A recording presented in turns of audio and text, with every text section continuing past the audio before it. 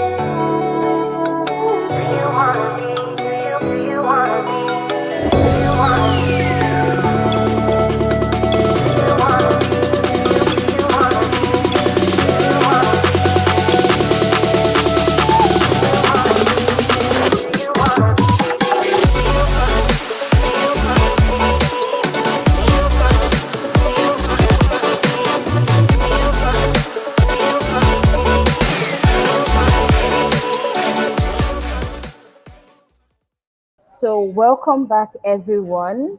Welcome, welcome, welcome. And we are happy to have you here. Welcome to DevCon at your doorstep 2024. We have amazing speakers from all over the world. Um, yes, we have amazing speakers from all over the world joining us, and we are so excited to have you here right now. We're so excited to have you here right now.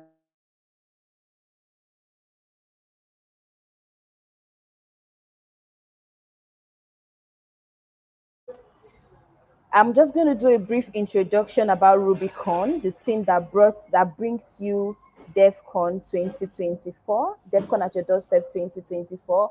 My name is Ozioma Onukogo. I'm a product manager, a blockchain consultant, and the founder of Rubicon. And we are the team that's bringing you DevCon at your doorstep. And I'm just going to do a brief introduction about myself. Hello, everyone. Can you hear me? Do let me know if you can hear me. Do let me know. Send the chat in the comment section. Hi, Karen from Germany. It's so good to have you here. Once again, my name is Ozioma Onukogo, and I have been in the crypto space since 2021.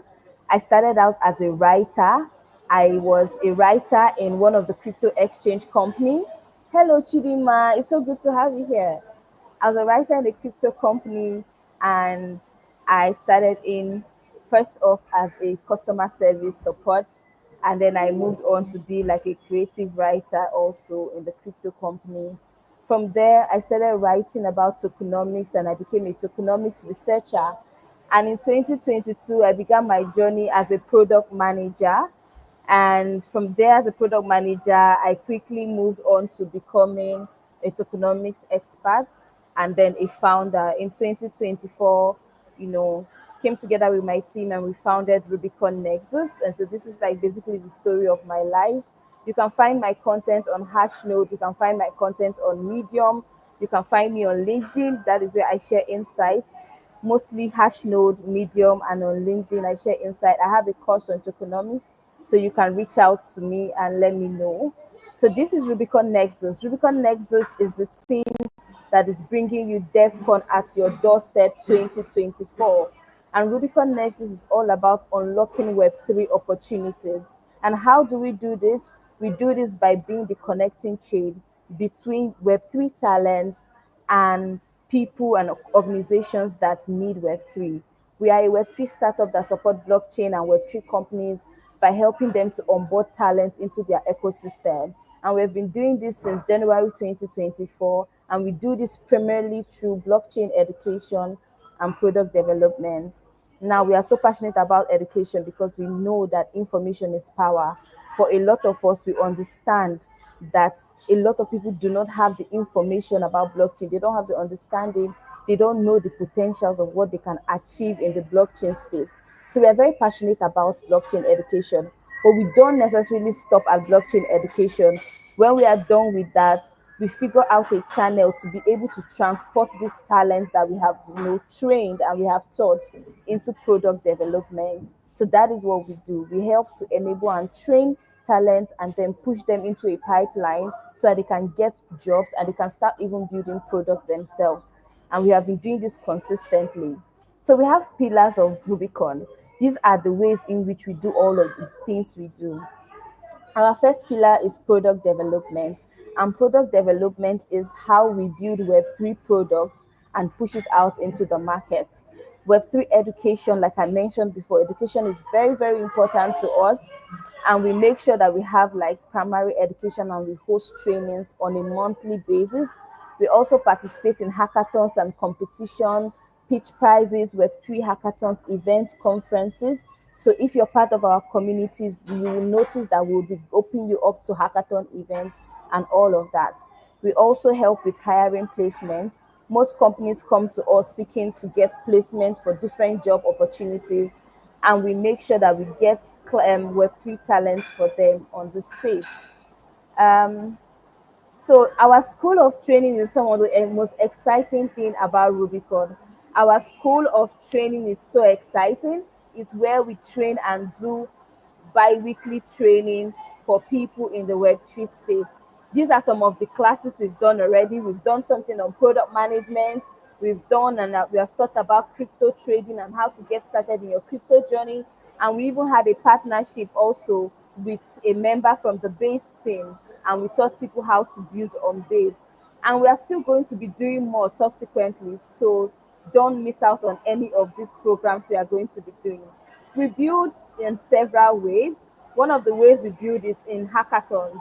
We participate in so many hackathons. Our team members participate in hackathons.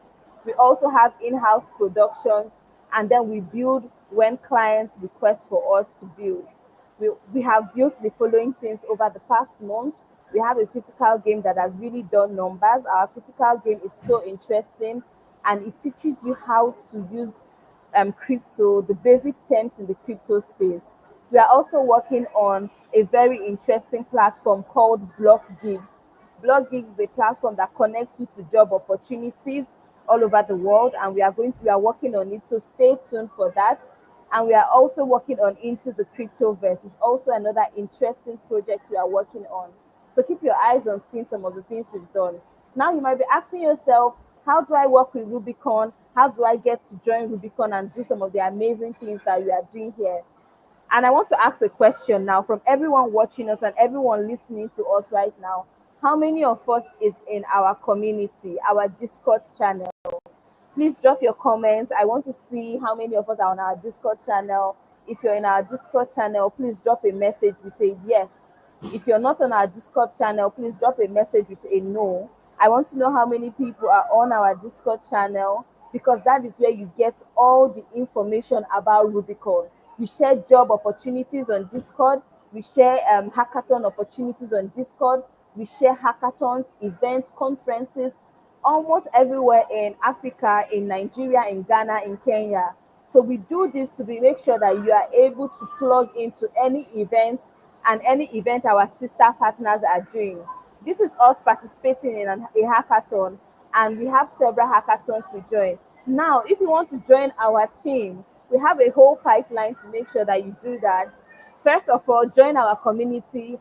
Second step, participate with us in hackathon and show your skills, show your talents. And then the next thing we're going to do after that is to start training you to be part of our team. We've had like some amazing people join our team through that process, where they started out working with us from hackathons, and over the progressively they've joined our team and all of that. So it's a very amazing way for you to work with us. And whoever we work with in hackathon, we are able to vouch for them first. So sometimes we have communities and organizations, blockchain organizations reaching out to us, asking us to recommend, product designers, Web3 developers, and people like that on for them. And we always prioritize people who have worked with us before, because those are the people we can attest for, right? So if you want to work with us, if you want to do that, please make sure you do this. So over the past months, like I told you, we just started this year. We have been able to do amazing things in the past, say 5 or 6 months in operation that we have been in. And we have won a three bounty prize award in It Accra that happened. We are one of the winners for the Stellar Boot Camp. We're one of the winners for ICP Ghana, and we just won a grant from Stellar too. And we are really proud of how far we have come. This is our core team. We have Joy Abu, who is our Chief Product Officer. We have Sonia Usiwo, who is our Operations Officer, and myself, Ozioma Onukobu. Now, what's in store for you? These are some coming things that we have in store for you this year. And we are going to have a training section on how to build a Web3 game by next week, Saturday. You don't want to miss it. So make sure you join. And we are also launching our platform. So we want you to join the wait list. Remember, I talked about blog gigs, and we'll be having blog gigs very soon. So we want you to join the wait list. And we have a game coming up, an online game coming up that we want to also launch. So do not miss out on any of this. You can join our community, join our community on Discord, follow us on Twitter, and we will share all the links and resources with you here. Thank you so much for joining us. We are going to usher our next speaker very soon. While she get ready, I'm just going to give you a brief introduction of our next speaker. Our next speaker is going to join us on stage very soon. And while she do that, I'm just going to give her a minute to get ready. And till then, just get ready and prepare your questions for her.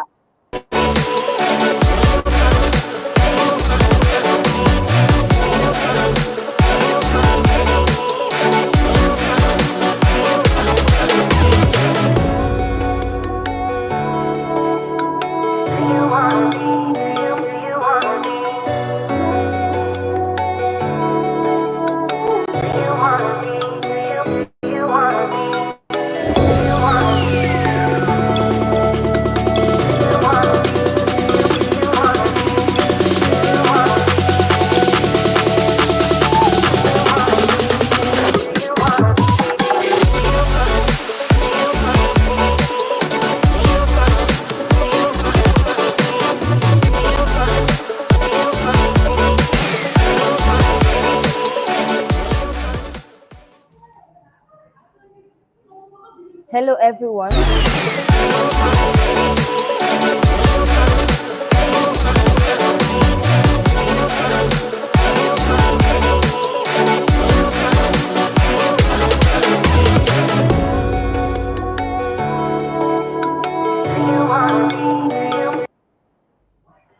Hello, everyone. We are about to welcome our next speaker in. Our next speaker is Laisha, and she'll be joining us on stage very soon. Laisha is an accomplished software engineer with expertise in Web3, data, and machine learning. She has honed her experience in startups and Goldman Sachs. She's the creator of Radify, an innovation Web3 security tool, and she has transitioned to developer relations. And Laisha is very passionate about education, public speaking, and collaboration. And she is very dedicated to advancing the understanding of the Web3 landscape. And you will see that in the newsletter, the bi-weekly newsletters that she runs. Everyone, help me welcome Laisha to stage as she talks about the introduction to Ethereum's ecosystem. And we would have her in right now. Welcome, Laisha. I'm so glad to have you here now.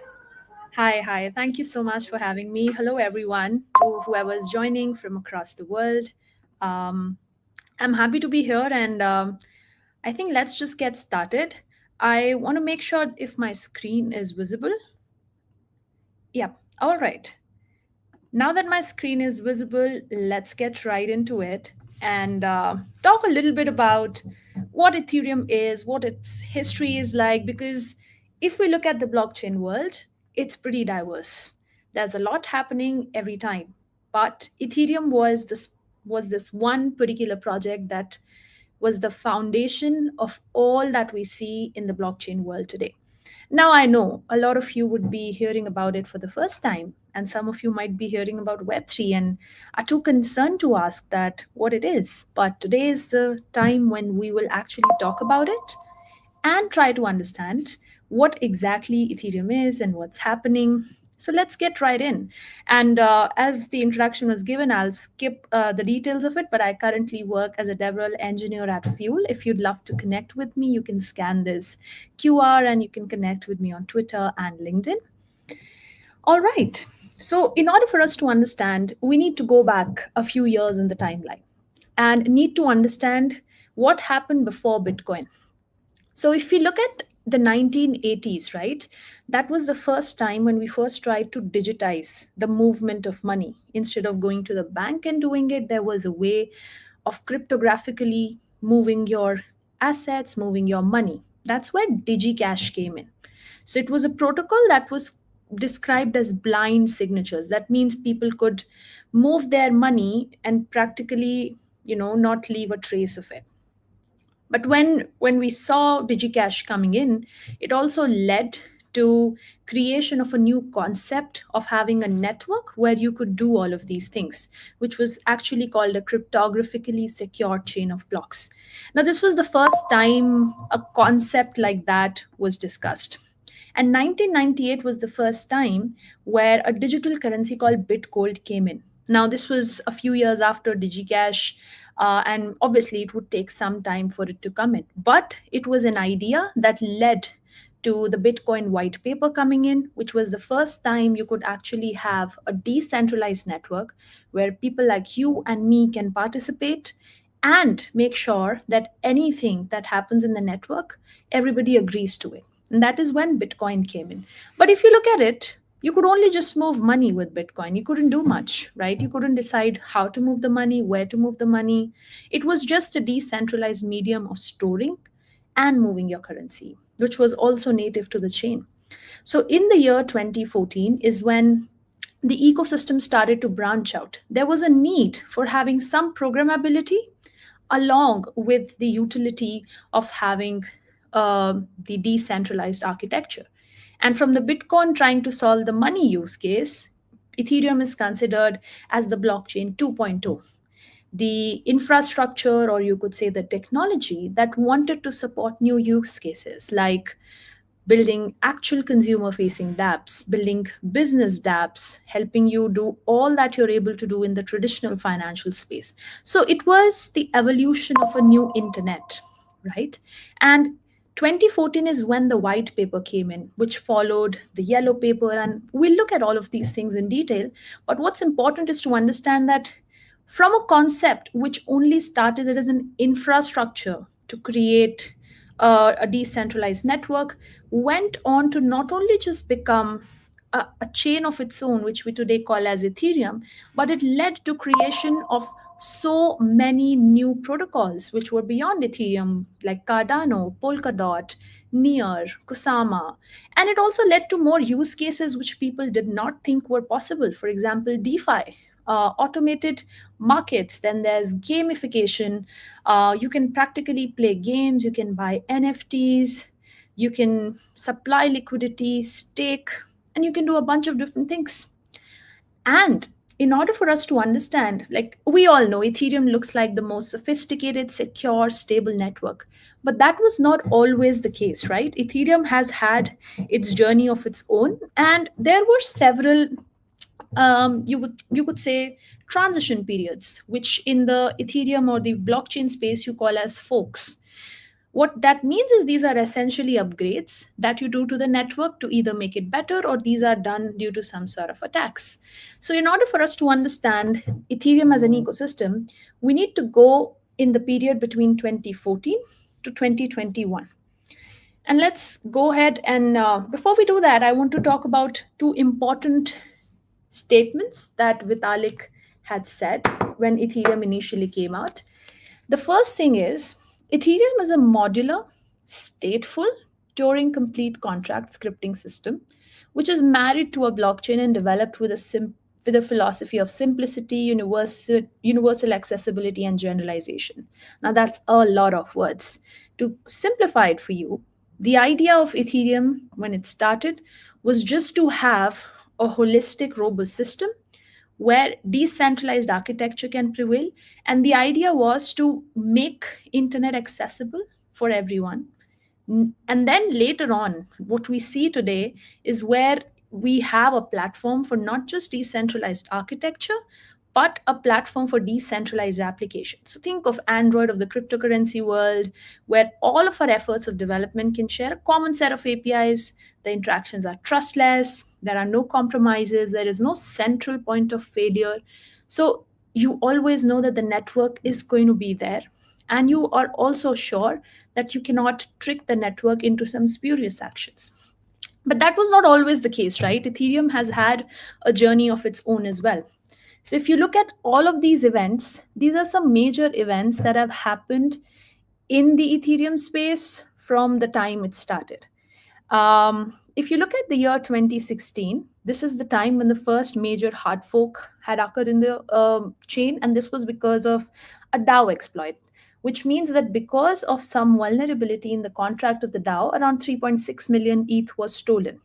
And this incident actually led to one of the most controversial decisions to perform a hard fork. And that's why initially there were two versions of Ethereum. One is Ethereum and the other is Ethereum Classic. Now, if we look at it, hard forks are actually significant events that have shaped Ethereum as a chain as what we see today. Also, in terms of both the values, in terms of the architecture, in terms of the tech, and also in terms of what consensus mechanism it uses. Now, across this timeline, there are major shifts.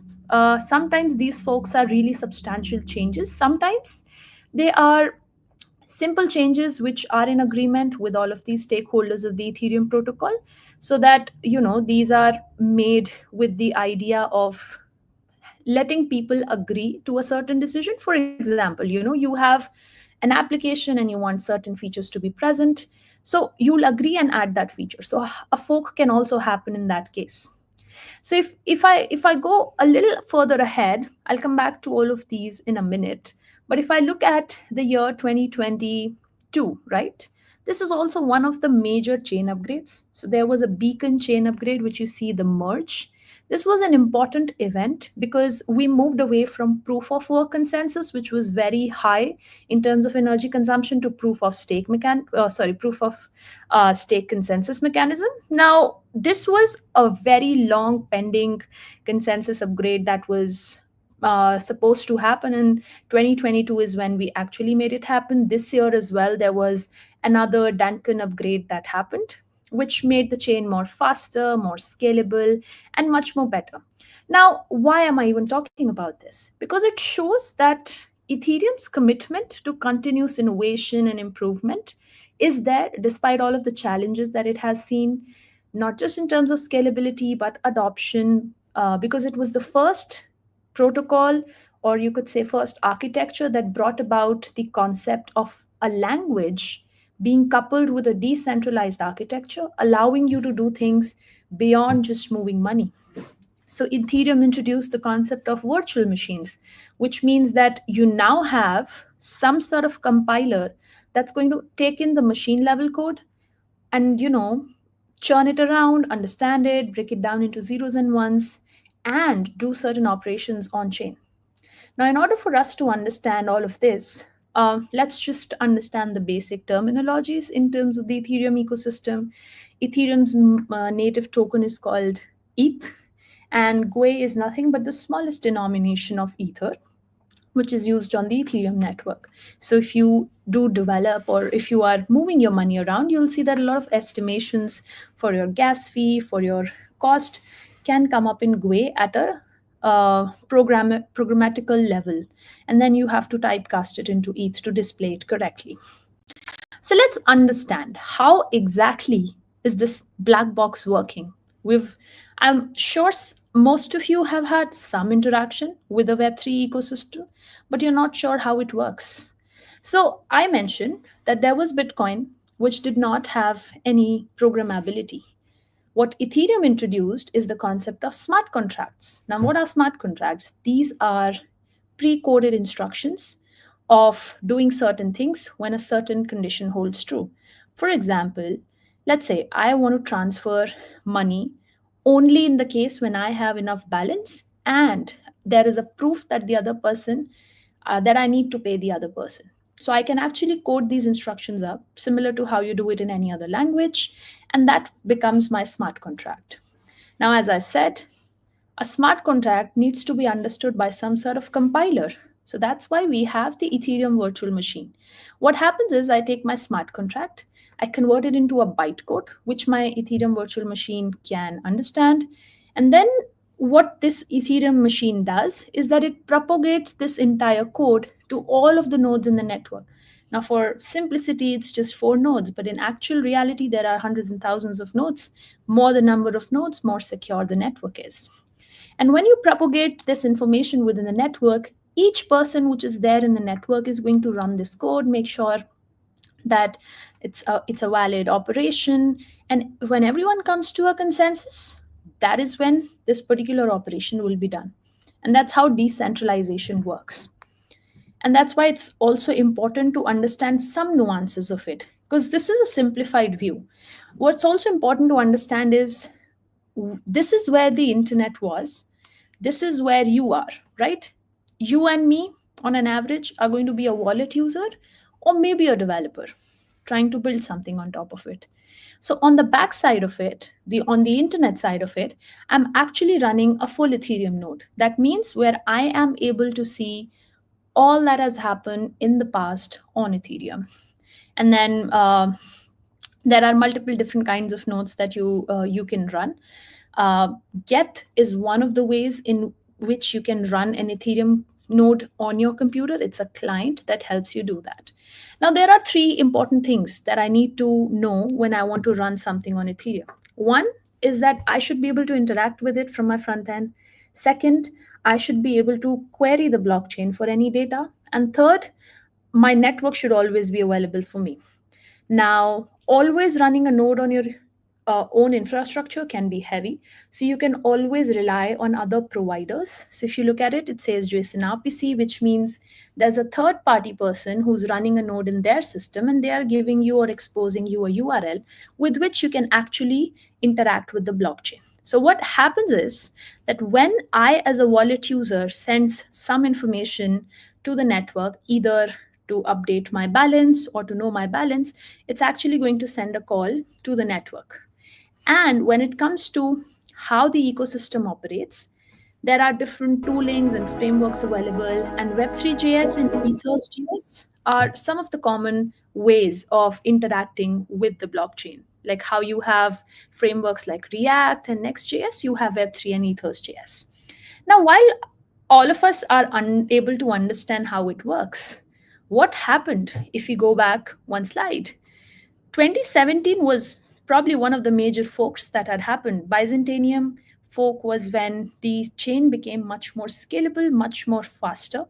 And you see, there's a long period in between 2017 and 19 where nothing much happened. So that was the time where we saw the rise of DeFi.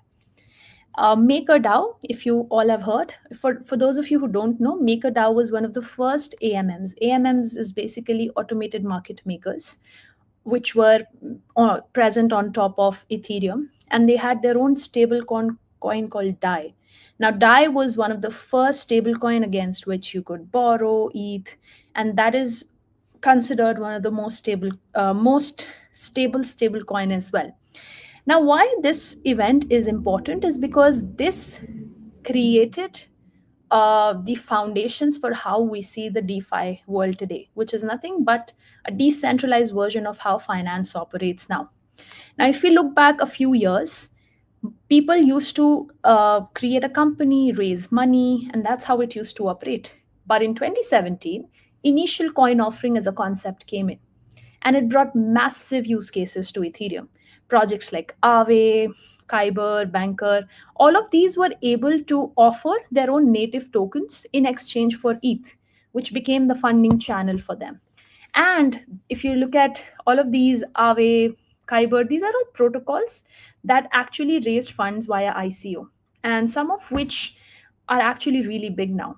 But after this, there was also a bear market that came in, which means that the numbers were not necessarily going up, but it also led to the creation of really innovative projects, things like Uniswap, CowSwap, Compound. Now, these are combination of different things in DeFi. Some of these are DEXs, which lets you swap certain tokens for ETH, certain tokens for a stable coin.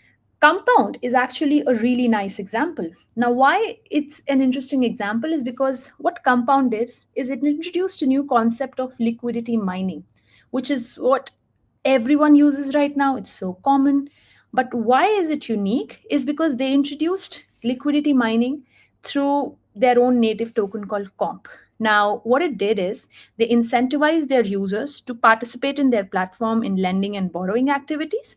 And in return, you would be rewarded in their own tokens called Comp. Now, this not only led to a lot of adoption for Compound, but it also created a model for liquidity mining. That means activity where you are lending and borrowing assets. You firstly earn from the arbitrage, but you also earn rewards for doing all of this. This led to the creation of a DeFi ecosystem on top of Ethereum, which was actually the first time something like this was happening. There were many other players like Yearn Finance, and this is also popularly called as the summer of DeFi 2020. Right, the numbers you see here. This is Sushi Swap, which was a fork of Uniswap. Then there were a lot of different people that came in. There was also a rise in the number of coins that came in.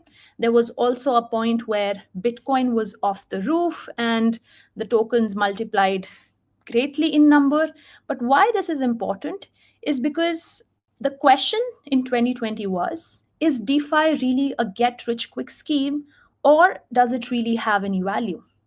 Now, at the end of 2020, Bitcoin broke its all-time high. I know it's going to touch 100K soon. I mean, that's something we all are wishing for.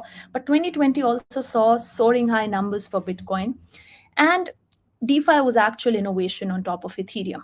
And it has not only created some very useful cases for Ethereum, but the ecosystem in general. And by the first mover, Ethereum actually has the biggest developer community that is out there because it's the most stable and secure chain that is out there. And that's why it has the largest user pool as well as largest dApp pool that is there. And this also explains, right, why we have the most number of blockchain platforms and all of these other chains that we see.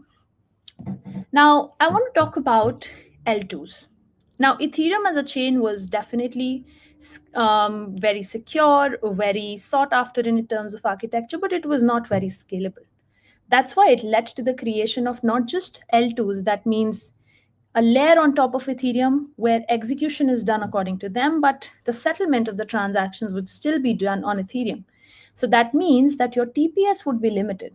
So all of these players started building on top of Ethereum, changing things here and there. Some of these are just applications which use the Ethereum infrastructure. Some of these are actual chains which have adopted some part of Ethereum, and rest of the infrastructure is of their own. Some of the notable names here would be Polygon, Aztec, Starkware, Arbitrum. These are all chains. That means infrastructure which actually helps you run or do transactions on chain, but much faster with less gas fees. And then there is an important concept of bridges. What that means is when I'm going to increase the number of chains that are there, I need some way to move my assets across these chains. So that led to the creation of a lot of different bridges. Connext is one of the famous ones that is generally used for payments, and then also led to the creation of more data oracles and tools. What that means is when I am doing certain activity on chain and I want to infer some data off the chain, I need some way to interact. That led to the creation of a lot of tools like Alchemy, Infura, and QuickNote.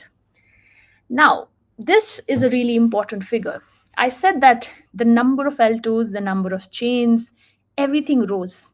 But still, if you look at it, most of the TVL is still there because of the platforms that tie back to Ethereum, right? Because that's where the innovation started.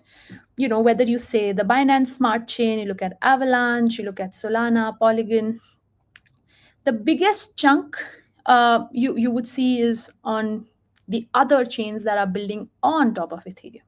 So these are all of them which are either directly or indirectly related to the Ethereum stack. And that's quite a big chunk. $123 billion is a pretty good chunk of TVL on top of Ethereum.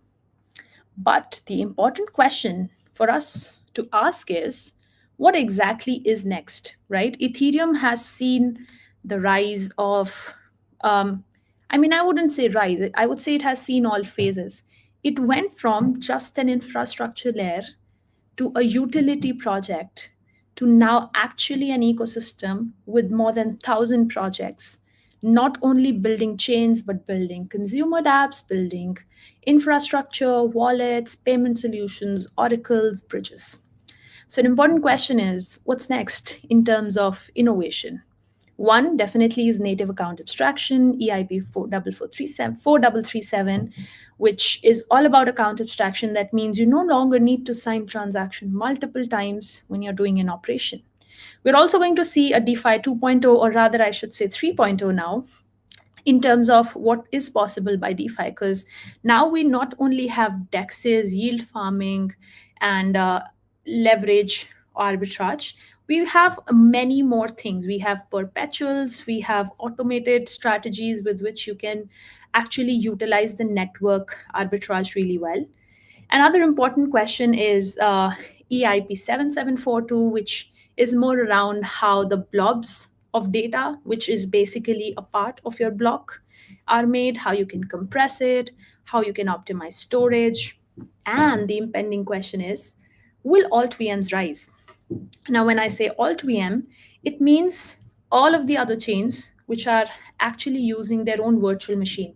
That means the way the transaction will get executed and sequenced depends on that network itself. So we are no longer going to rely on Ethereum to execute our transactions or settle them. We're just going to utilize Ethereum for the gas fee and the data availability, which means for storing my block header. So alt VMs definitely will see a rise. We have Solana VM, Move, Fuel VM. Then we have projects like Espresso, Eclipse, all of these, which are parallelly working. It's a parallel layer across Ethereum, and there's a lot of innovation that's happening. So if you are a dev, a non-dev, a marketer, a product builder, there's no better time to start building in this space. Anything that you want, it's easy to get involved. It's more about understanding the nuances of it, understanding what part of this ecosystem excites you. It could be DeFi for someone, NFT for someone, or it could just be games for someone. So find the niche that you feel is closer to what you want to do. If you're an artist, NFTs would be a good space for you to get started. And if you're a developer, you might want to get started with building Solidity contracts. So go out, explore the ecosystem. There are plenty of resources. If you want to get started as a dev and have any questions, I will be happy to help you, guide you, send resources. And that's all I had for you guys today. Thank you so much for listening. And we can take any questions for the last 5 or 10 minutes. Thank you. Thank you so much, Laisha. Your talk was so interesting.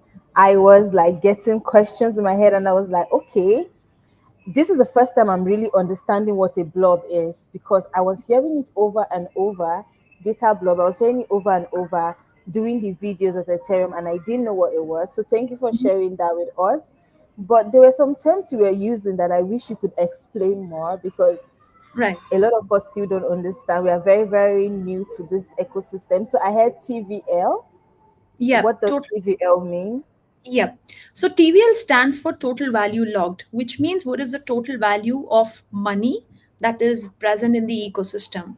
It could be in terms of how many people are holding the token, how many people have bought the token, how many people have staked their money or added it to a pool where anyone can come and borrow it from. So it's you could say, the valuation of the ecosystem. That's what Oh, it okay. synonymous to. Thank you so much for letting us know that. And that question I wanted to ask was when you talked about chain waste. Am I pronouncing it correctly? That No, means I didn't the get you. alt, did you say alt chains? I The said alt chain VM. Alt VMs, yeah. O2Ms, yes. Yeah. So I want to mention some terms that I wish you could just go through and Mm. explain to us. So DeFi, bridges, Mm-hmm. O2Ms, and liquidity mining. So if you could, give us like just a very Example? brief basic about these terms and what they really mean. Sure, sure, sure. So just to start with something very simple, when I say DeFi, it's similar to traditional finance, but you no longer have the infrastructure where there's like a central bank who does the processing for you. Now you have the network, which is your decentralized network. Hence, it's called decentralized finance. Now, what that means is, now when you are sending a transaction, you don't have a bank who's going to check your balance. It's a network of people or network of nodes that's always going to maintain what's happening. And you can do all those things you were able to do in traditional finance that are possible in decentralized finance. The way of doing it is different. Like, we all are familiar with how stock trading works in the traditional finance. Similar to that, we have altcoins, like separate coins from each ecosystem that you can buy and purchase depending upon their value going up and down. So that's like the very basics of DeFi. I also mentioned bridge. Now, for example, we talked about Ethereum today, but that's not the only chain, right? Think about it. You have not just one bank account, but say four bank accounts. And when you want to move money from one bank account to another, you either transfer it online or you use a check or some sort of cash transfer, right? These are all the mediums. Now, when I want to move money from one chain like Ethereum to another chain, say Polygon or Solana or Avalanche, any chain, right? I need a way to go there. So that's what Bridge helps me do. So Bridge takes my money from one chain, does some interpretation of where it's coming from and where I need to send it to. It does that job for me. So it's like taking a message and sending a message to another place, just that now it's actual currency that's involved that I'm passing. So Bridge is a way of transferring assets and money from one chain to another, and this can be any chain to any chain. That's bridging. And I think the last thing that you mentioned was alt VM. Now, why Yes. alt VM is important is, when I started talking about Ethereum, I mentioned Ethereum virtual machine. Now, job of the Ethereum virtual machine is to take any code or any instructions that I'm asking the chain to do and break it down into simpler steps that my chain can understand and then do something on top of it. Now, similar to Ethereum virtual machine, there are other people who have built their own virtual machines. Why? Because there were issues with how Ethereum operates in terms of scalability, in terms of finality times, in terms of how much gas I need to pay for each transaction. And sometimes it can be really high. So, what alt VMs do is they try to change the infrastructure of how a transaction gets propagated in the network. That means what steps my transaction is going to follow, sorry, or how my transaction is going to look like, and in what order should I execute my transaction. So that is why we have another set of you could say ecosystem, where we have alternate VMs who are trying to break away from the old patterns of Ethereum and try to innovate the way I am going to do the transaction. Thank you so much. I think I have more clarity now, and I hope we all have more clarity now. Please, if you have any question for Laisha, she'll still be available for a while. So do share your questions on the YouTube comment section, and we'll get to them. Thank you so much, Laisha. I had fun, and I learned a lot from your session.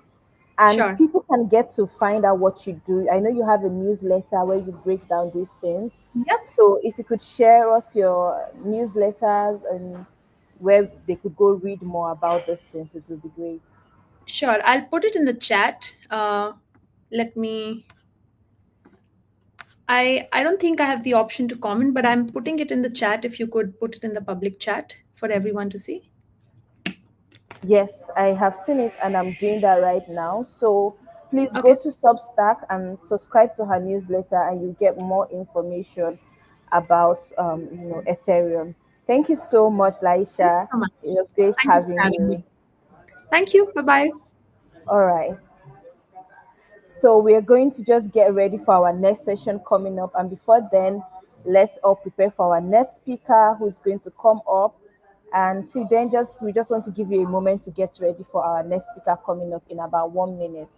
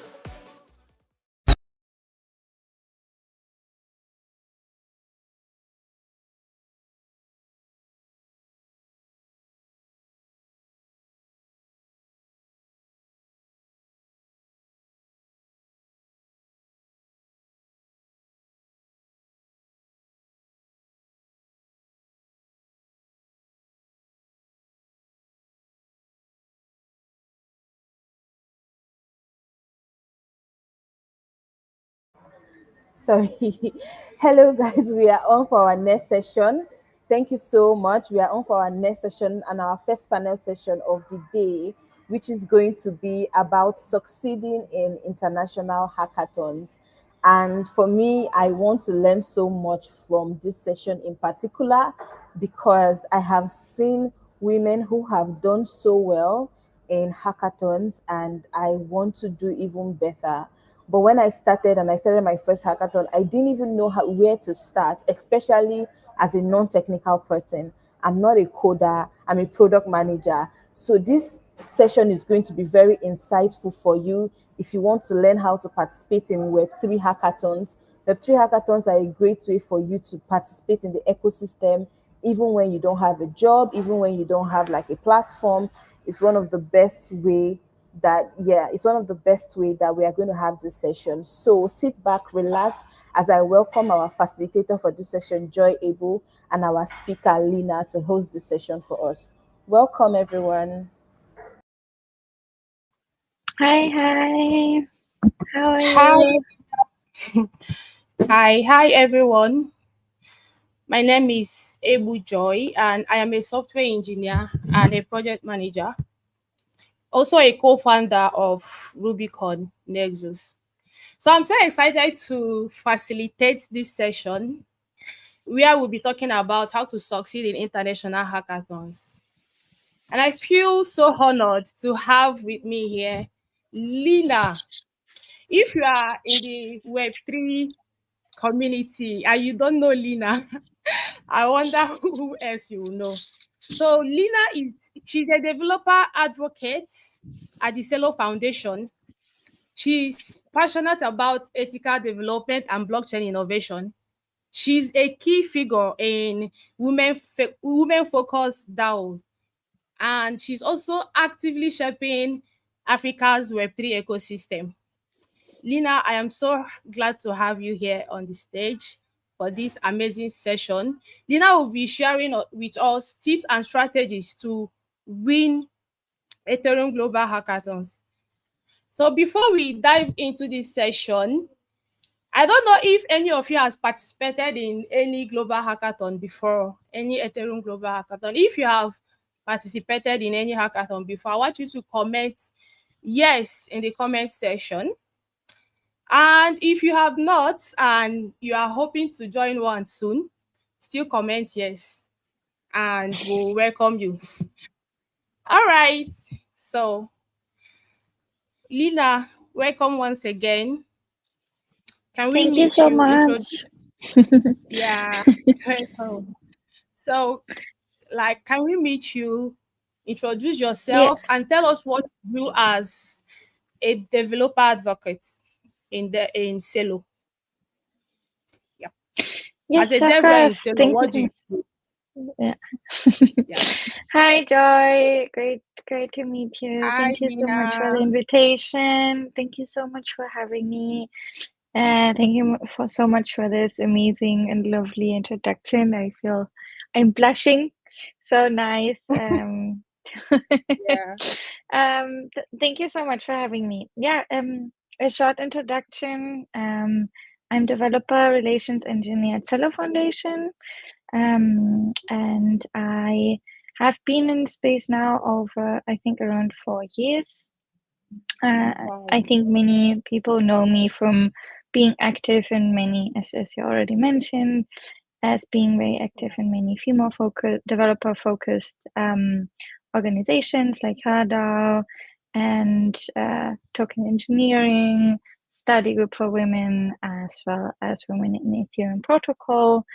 And yeah, I think joining the Web3 ecosystem, hackathons were a huge part of my journey as I joined HERDAO as the lead on hackathon developer programs, developer education, and onboarded, I think, around 300 women at least through hackathons to Web3. So I think it's a great tool to onboard women, but also to empower people, like not only women, but everybody. I think it's kind of fast tracks people in the Web3 space. So they are my personal passion. And since for Hada, I organized one hackathon, but since joining Cello, I organized 3 online hackathons. And Joy, I think you also joined one of them, right? If I'm Yeah, not I did. mistaken. Yeah, I was going to talk I about know, that. I know. And I was I going, know everything. I know I everyone. was going to, I was going to say And that. Hmm. yeah. Well, I said it first. And yeah, I think I am just a huge fan. I also participated, I think, in around 7 or 8 East Global Hackathons. I think just for everybody, if you don't know East Global Hackathons, they have been around. I think the first one was in Waterloo in Canada, and they have been around for a very like 4 or 5 years. I don't know. Somebody look up the history and comment right now. Yeah. But they are kind of the top of hackathons in Web3. They happen in real life, but also online. So for everybody, and always at the last hackathon of the year, so the one now in Bangkok, they release the places for the next year of where the next hackathons happen. Unfortunately, there's not yet one in Africa, but I know a lot of African builders have participated in ETH Online and ETH Super Hack. So there's already like a lot of opportunities for you to get ready because we are working on bringing ETH Global to Africa. I think we all are waiting for it and we all want to get ready. So I think the other online hackathons are a very great preparation for that. So yeah, now I hope that, yeah. And I think the last question was, what do I do as DevRel engineer for Salo Foundation? I organize hackathons, as you know. I host workshops to like share with our community what kind of developer toolings they can use to build on Salo. I promote products like opportunities like accelerators, hackathons, but also programs like Building for MiniPay, our most known wallet, and yeah, just in general support any founder, any builder who wants to build on Cello, to like finding opportunities, finding the right tools, and especially like on the technical side, just like make sure that they have everything they need to build successful products on Cello. That's amazing. That's a wonderful introduction right there. One thing I love about you is how supportive you are to builders. I remember, like you said earlier, my first experience with you was one was one of the hackathons, a solo hackathon that I participated with my teammates. I remember how supportive you were then. You were always ready to provide help, provide resources, and everything needed for us to scale through the hackathon. And also outside the solo hackathon, I've participated in other Ethereum hackathons, which you were the judge. And in most of these hackathons, even though we were not the overall winner, we won amazing bounties. Yeah. So I want to ask you now that introduces my next question. I want to ask, what really makes a project stand out at a global Ethereum hackathon? What makes a project stand out? How do you people judge it? So yeah, as I mentioned, I organized a lot of hackathons. I also judged even more hackathons. I think it's a great way to like see what people are interested in building and seeing, and yeah. So how do we judge hackathons? I think Like, I want to know it's what really yeah, makes a sorry to cut you short. What makes yeah. a project stand out? Is it the idea, or is it the technical execution, or the presentation? What exactly I makes a think you project? can go down two pathways, right? Like I think the right balance is crucial here. I have seen amazing technical projects, but if they don't have anyone who like presents, like if they don't have anyone, like if they are not able to explain to me why anybody would use their product, I don't see the use case in that product, right? So like I Okay. always encourage teams and also non-technical people to join teams, or teams to have non-technical people. Very important, Yeah. these non-technical people have to have a very good understanding of Web3, and their main task is to run that idea by as many people as possible that have a lot of knowledge in Web3, to be able to finally like shape that idea in a way because that is interesting to us as judges, where we are like, okay, this is actually solving something. And if you're there's like some people that are, instead of, I think maybe instead of saying what do we as judges, it's more like, what is your intention when joining a hackathon, right? Do you want to just learn, or do you want to go out with a project that can be successful? And I think over the time we've seen some development in hackathons. For a long time we just like rewarded great builds or great ideas. Now I think more and more protocols, more and more hackathons are also focused on like, are these teams ready to build further? Are they interested? Do they even have the time or the knowledge and the maturity of being able to bring that product to an accelerator or build that out? That because hackathon, like a lot of teams just do the hackathon bounty hunting, right? But for Yeah. us as sponsors, it's very interesting to see, okay, which team actually has an interest in building an our ecosystem? Which team actually understands what it means to build an our ecosystem? Which team is interested in the opportunities that our ecosystem offers? And I think if you go to a hackathon, it depends, first of all, to what hackathon you're going, right? On Cello, we are interested in real world use cases. We actually are interested in an output. There are hackathons that might just be interested in like scouting amazing developers, and then you should showcase your technical skills. And I think, especially if you go to an global, to a very like huge hackathon, it's important to target both, right? Like you have to have an amazing idea, you have to have a strong team, but the tech underneath needs to be interesting. If you build another NFT marketplace, that project won't win.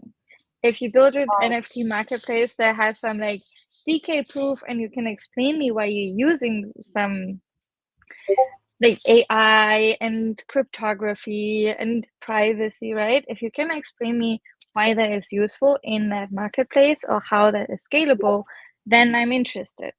So I think I went broad, so I'm sorry. Let's summarize and I will touch on some more. Understand who are the judges in front of you. Are they technical or are they non-technical? What are they looking for? And then understand to have a diverse team, so you like are able to cover the technical implementation of your idea, but also make sure you have somebody on your team that will be able to present the idea. And when you present the idea, make sure it is interesting and actually is targeting a real world use case. Yeah, I think that's my main advice. Yeah. To summarize that, it's not just about building a product to win hackathon. Just target long term, a product that is scalable for real world Yeah, use. Good. exactly. So, hello everyone. If you are gaining anything from this session, or if you have any question, please drop it on the comment section. We'll get back to it. So, Lina, I know how intense hackathon can get. I remember sometime working with my team to deliver a hackathon project for 48 hours, a full project. Like, so it's hackathons are it's always a race against time, you know. Yeah, So I agree. I'd like to ask, like, what's the best way to manage time efficiently and to deliver a Yeah. polished project within the deadline? Okay. Two advice. I just did a 4-hour hackathon at DevCon, and I managed to build something that worked. Are you And I used serious? ChatGPT. So for anybody out there, don't do it alone. Use ChatGPT. It will help you create your schedule. Explain how much time you will have, what different tasks need to be met, like the presentation, the front end, the technical implementation, and then try to work after and really follow along the plan that ChatGPT gives you. Other than that, I also want to like emphasize, take it serious. I've seen people at ETH Global Hackathon, and I've been part of ETH Global Hackathons, where people only start building 12 hours before submission. And if you really want to win, right, you can imagine 90% of the teams and the people don't take it too serious, start too late, have bad time management. So if you start early, if you take it serious, even in a remote hackathon, if you always show up, it's less. Hackathons are designed, these global hackathons are designed to even guide you through that. The hackathons that you attended from me with like milestone check-ins, they are supposed to help you stay on track, communicate with me, get feedback. And I think what I would advise everybody is, yes, first of all, work with ChatGPT. Two different cases in real life hackathons. Get your idea ready as fast as possible, and it's okay.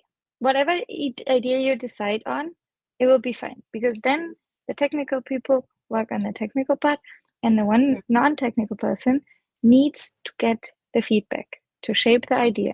What you build in the back end, you can shape. You can shape after the narrative of the product. The product Yeah. is crucial, the narrative. And then always consider that you need to have enough time for your presentation. I've seen right now at DevCon, I've seen so many great projects, and they did not take enough time to prepare for everything that they need to submit. And they could have needed even onto the main stage or winning stage if they would have like not tried to, and it was me before, try to fix their issues in the last 4 hours. You won't be able to fix it in the last 4 hours, but what you will be able to do is create a great video, a great walkthrough, a great explanation, great feedback for the sponsors. That's what we want to see. This is another advice. Make the sponsors feel seen, give them feedback, provide an extra README with all the feedback to the documentation, whatever they did. And that makes us feel special. We also all have an ego, right? Like if you forget to like put the right token name or something, we will see that and we'll be like, okay, you didn't have time to like focus on us, or you didn't build for us. And if you build, but yeah, focus on submission. It's so crucial. People underestimate that. We normally always have one person that just focuses on submission, and that's what makes a great product. Because if you are not able to like give feedback and explain what you're building, you can build something great and it's not what you won't win. If you do a remote hackathon, this is my advice, because I took part in many remote hackathons, and I think managing a remote team is very, very hard. People are in different time zones, have work schedules. What I always do is I try to get them together in the first weekend in live sessions, and everything after that you can do async. But bring them together in a live session where you communicate the whole plan, the idea, the workflow, like the user flow, so everybody understands the user flow, and then the architecture, distribute, and also your work environment. I always have like a Notion board with tasks that people get assigned. Yeah. And then I put in a calendar invites for like daily stand-ups, and I really push in these live sessions, I push people to like be fair, communicate openly. They still need a lot of push, but I think especially in a remote hackathon, you keep everything for the last weekend and it's not enough. So have a tight, get everybody together in the first weekend, and then have a tight time schedule that people have to follow, and work with people, really get their commitment verbally that they are also on the same track. And if they're not, that's fine, but then they should not be in your team. And I think that will help you stay on track. That's it. That's a good one. You mentioned something that really struck me. You said you built a product in 24 hours, right? Yes. Yes. Wow. Did you build it alone or with a team? Like, No, I it was at DevCon, and I told the C-Labs people, I was like, I might need you. I only have 4 hours. But I actually like, um, because of the chat GPT, we all only had 4 hours. And it was yeah. fine. I just built a front end. I had a little table with some like smart contract interaction, and we included Tableland, Okay. which unfortunately is not yet deployed on Cello, but on Optimism, and as Cello is becoming part of Optimism superchain ecosystem, it built on Optimism, and it was fun. It was cool, and I will post about it in the next week, so you can learn more about that. So by the end of the session, we'll follow your Twitter handle and your and your LinkedIn handle to stay Yeah. updated. So I would like to know, how do builders or people participating in the hackathon, how do they build trust? How do they build trust with people they just met at a hackathon to be able Yeah, to collaborate efficiently? I think it's very good to like, this is something that you learn through just to experience. I can tell it to you, but you have to learn. And I've seen also a lot at like the BWC, Build with Cello hackathons, people end up preferring to like build alone because they run into so many issues when collaborating, right? So one advice would be bring somebody that you already trust from Web 2, somebody who just knows front end or something, right? I love building with the people from Hada because I know them. I one time we onboarded somebody. It was a guy, and he ghosted us. He just ghosted us after like, and I was like, that's so rude. I've never been Wow. ghosted. And I always tell people in the first meeting, please don't ghost. That's just rude. And I also said that in the Build with Fellow Hackathons. I, if you join a team, don't ghost.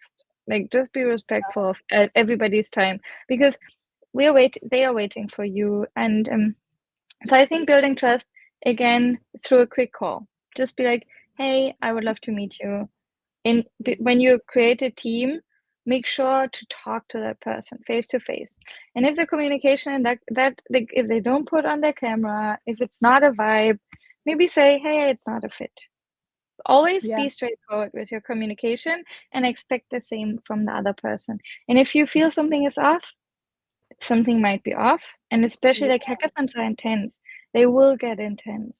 So if something does not work in the first 1 or 2 days, then maybe just say, thank you so much. Let's move different ways. I even had like one friend at DevCon, he joined a team and it was really sad because he's an amazing developer and they were just not fair. And they we're like, yeah, you can't do this, you can't do that, but can you do this for us? And in the end, they anyways kicked him out. And it's just like, it's Oh, like if you but he felt that he owed them because like or like he felt it wasn't fair to leave them behind. And in the end, they left him behind. And I feel like if you feel something is off, just be clear and be like, thank you so much, but I don't feel this is a fit. But just be clear. Don't ghost. mm. You can be straightforward and trust your feeling. I think that is a good advice. And work with recommendations. I think that's a good way to go. In general, I would always advise to work in a team because you can get more things done, and also work in a team is a great training. Many of us have never worked in a technical team, so it's very Yeah. very important um to also understand people have different ways of communicating, to like develop patience, to understand there's different ways how to it's you also learn to talk about technical concepts, which is very important when you apply for a job, right? So especially if you're planning to apply for a job as a developer or as a non-technical person, it makes sense to collaborate in a hackathon. I had non-technical people who were like, wow, I learned in a hackathon so much. But like as a developer, I might not want to take you on if you're non-technical and you haven't done the work. So if you're non-technical, you have to be like, I will learn everything. Like whatever you tell me, I will ask you, but I will also ask everybody else and do your research. Be somebody people like to work with. That's maybe should be, yeah. That's a good one. And I agree with that. I know that especially for remote hackathons, I already have my team because I don't have the strength to start calling people, do Yeah. this, do that, and all that. Because what's the essence of joining a team if you are going to end up ghosting them? It's so crazy, really crazy. Yeah. So, Don't guys, go. if you are enjoying this session, drop a thumbs up emoji. So, Lida, I would love to know what really makes an Ethereum global hackathon stand out from others. So, So the East Global Hackathons, they are so special because like a lot of protocols come together, right? Yeah. What I always think is fun, and I think a lot of people who join for the first time, they are overwhelmed. There's like 20, 30 projects. And I think, but the fun thing is to understand how to combine them. Some people go to an East Global Hackathon and just build something else. And I'm like, why would you go to an East Global Hackathon? Like Yeah. the most fun part here is actually to understand, oh, how do I combine all of these different technologies that nobody has ever put together, and I understand like how I can build something more complex, like how can I learn? And also the prize pools are like, compared to any other hackathons, the one in Bangkok was 750,000 in total. That's crazy. That's so much Oh, money that yeah. people went home with. Like everybody went home with a few thousand, right? And Yeah. then if you look at, and some people just got money for giving feedback to the developer experience. Wow. And then the ETH online hackathons have like 250,000. Like the prize pool is just like incredible. And I think here to win is really to like go for the interesting tech, try something new. But like we all love some bounty stacking, but we also all love something like, don't try to get all the bounties because then you will get lost. Try to focus on one or two specifically, and then later you can add smaller ones. Oh, that's an amazing one. So I would love to know what kind of Ethereum project would you love people to build more with? Like, I mean, I would say obviously always Celo. I think Celo is an amazing chain to build on. It has so many benefits. It has very like cheap gas fees, 0.001 USD for a transaction. yeah, 1 second finality, block finality. So very, very quick. Everything is really focused on the user experience. We have phone number mapping, so people that have no Web3 experience will be able to send money. It's like, so our wallets for Laura and MiniPay, from phone number to phone number without having to see addresses. Um, what I think, and we focus a lot on stablecoins. What I think overall, what I would love people like to focus on more, I think in the future, what will be crucial is definitely privacy technology, like everything focused on cryptography and zero knowledge. I think I've seen some amazing boot camps regarding that, right? And I think we, especially when it comes to building in Africa, we should be aware that like a lot of the technology that we are using right now, and like a lot of users don't have the privilege to think about privacy when they want to like use things for free or cheap. And I think building with just like Web3 promised something like data ownership in the beginning, or that this is kind of why we want to use Web3 when we talk or like blockchain technology, right? A huge part is transparency, but also another part is like fast transaction, low transaction, but a huge part is data ownership, that we own our data. And that also maybe that technology can solve the issue we have with AI in Web2, with code biases in the AI, and like how we don't know what data is being used, and the data, how the data is cleaned, and like that a lot of that data, like out machine learning is like the algorithms that come out of that are discriminating, right? So Yeah. I think thinking about how can we create clean data, how can we create also like how can we protect the users privacy more, when like with just creating some proofs instead of them having to like show their whole passport, right? Or like or their age or their whole identity. I think that is very, very important for everybody building. I think thinking about how do we decentralize infrastructure, like Deepen has been a huge topic in the last year, decentralized physical infrastructure. And I think if we think about it, like internet and data storage is still not fully decentralized. Most nodes run on AWS or like Amazon or Google Cloud. So how do we make sure to to also decentralize the infrastructure? If somebody like turns off something, still nothing can work. Or like all our decentralized data storage, if 50% is running on Amazon or Google and that is turned off, then 50% of our decentralization is gone, right? Same goes for our storage. So I think having builders look into that, building more infrastructure, it's like it was really cool. When I was in DevCon, I saw some really cool payment infrastructure projects also from Africa, and I think we need more of that. More big.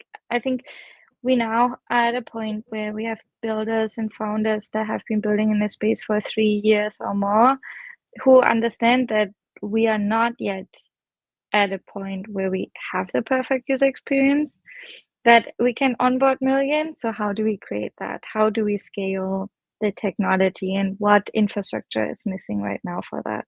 And I think that's what I'm looking forward to seeing. That's a good one. I've built on Solo before, and one thing I love about Solo is it's low fees for transaction. Yeah, so I hope it's going to be an upcoming Solo hackathon soon. Anyone coming up? Hopefully with our move to a layer 2, there will be a lot of things happening. So I will keep you Sure. updated. We'll get updated from your social media handle if there is any, right? Yes, exactly. Okay. Yeah. So aside being ghosted in a hackathon, what is the funniest or the most unexpected thing you have ever experienced at a hackathon before? Okay. The funniest thing. We need another Solo hackathon. Oh my God. I will report that back to the team. We'll take that 100% back. I think what was the most impressive thing, or like funniest was like, okay, this is definitely not being considered as a hackathon project, but I was like, okay, respect, somebody did the work. There was a whole project just created by ChatGPT, like the whole code, everything. Oh my They just god! put the whole hackathon description into ChatGPT, and then they Wow. created the code for the smart contract, and they like for the front end, and like all the bounty, and like they filled everything out so much in detail, but like everything was like I could see it. Like in the first view, it was like creative with ChatGPT. Very important advice. We all use AI for everything. I use that for like creating something for us. Never use that for like, if you use it for your description, give it proper prompts that it doesn't use the like normal language. And if I can read through whatever ChatGPT gives you back, because if I read through that and I see that there was ChatGPT and you didn't proofread, and ChatGPT says something ridiculous, that I will automatically downgrade your project. But that was hilarious. I was like, that must have taken like half a day. Like I was like, even the slides, everything. All of it was AI created. It was not bad. I was like, that's crazy. Wow, that's the common mistake. Would you say that's the common mistake participants make, like copying everything verbatim from ChatGPT, everything, like they don't even edit anything? That is a very, very huge mistake that can cost you a lot of points. But if you don't do that, I think that using templates that you like. If you use a template, make sure to remove all the code. Like if you submit a hackathon project, try not to have any template, like too much left over from the template, because it can get confusing for me. Like one time I had like a lot of remix smart contracts in there, and I didn't Yeah. know what the contract from the project was. And only because I went back, I actually saw the smart contract. I almost disqualified the project. So like Wow. try to like make it not too messy for me as as a judge. Also, some people just deploy the smart contract on Remix and then just provide me with a smart contract address. That's not enough. Like if that smart contract is not verified, always put your smart contract into your submission. Yeah. Um, very important part. Very, very important. Hmm. And always add a README in your GitHub. Okay. Whatever you put as a description into your submission, put all that information into your README. All right. Very important. Thank you for that. So I would love to know, Liz, what's the what piece of advice do you have, like or any takeaway for anyone who is planning to participate in any hackathon now? What piece of Yeah. advice do you have for them? As I mentioned, definitely always have a great README at your GitHub. Your GitHub is your, like, it's kind of like your CV, right? It's something you can send to people. So have a great GitHub README that explains the project, has links to your video and to your slides. If any link in your submission is not working, your GitHub is where I'm going to check. Okay. Provide specific README files for the sponsors where you explain how you like working with them. If you have any feedback, don't give general feedback. I'm not interested in that. But if you got stuck anywhere, if something didn't work, please let us know. We wanted to make it as easy as possible. That's the information we're looking for. Yeah. Then very important part is wait, I had something so good. Please, if you only have one huge commit, I will think that you just copied your project, right? So make sure that you submit often, like your like have several commits and like not only like one line of code. Like I will check your commits, especially if I like your project, to see if you really developed that during the hackathon.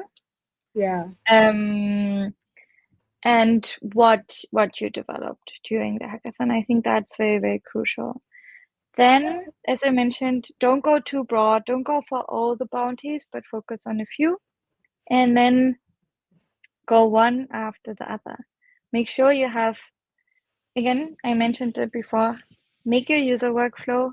Make sure one workflow works for your walkthrough video. And as soon as you have any kind of technical project, create a visual representation, kind of like a little map or overview or graph of what you did, what you built with the different technologies. That Yeah. makes your project automatically look more professional and helps me to understand where you use what kind of technology.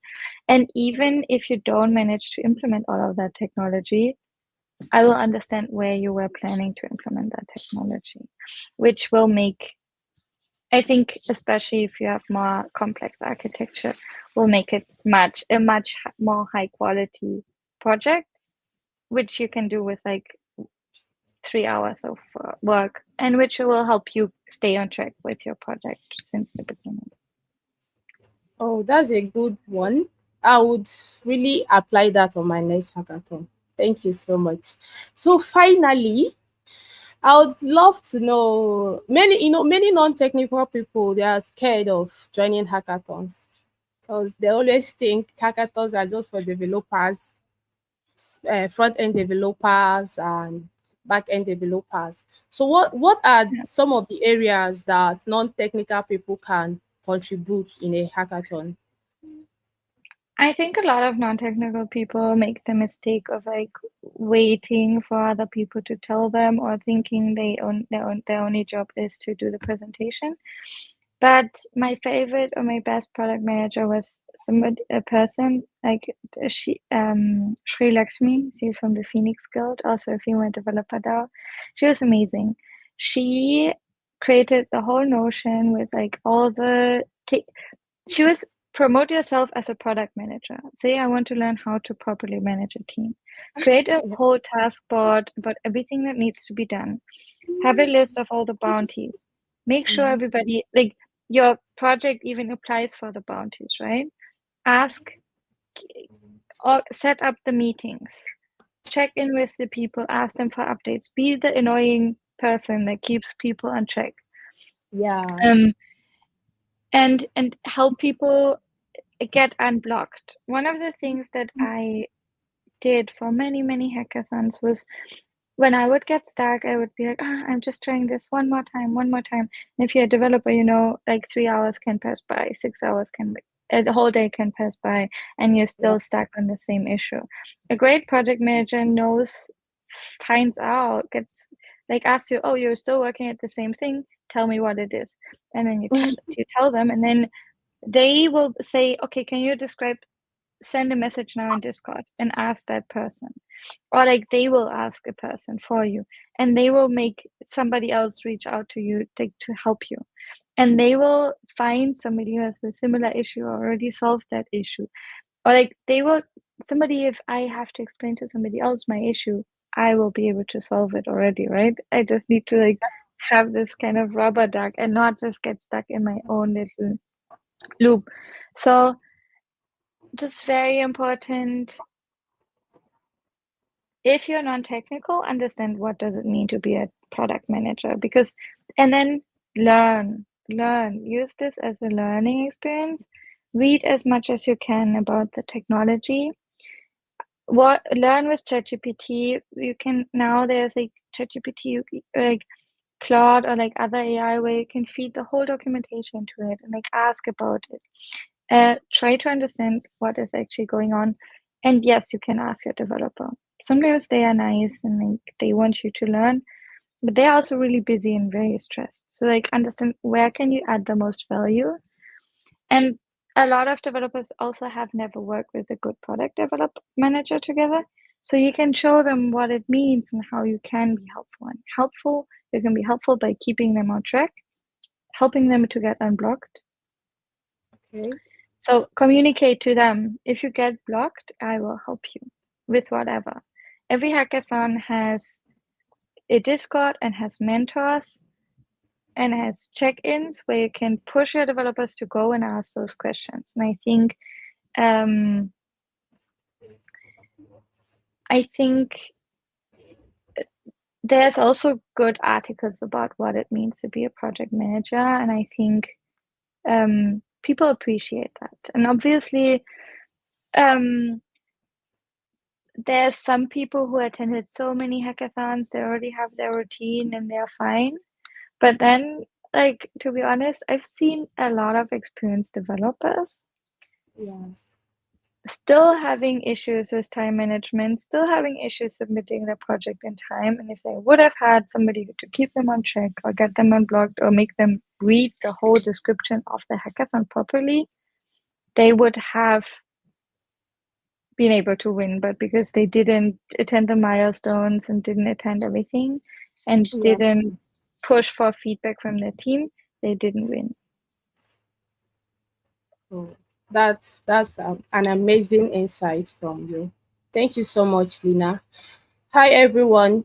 Please, if you have any question about hackathons for Lina, please share with us and she will answer. Any question?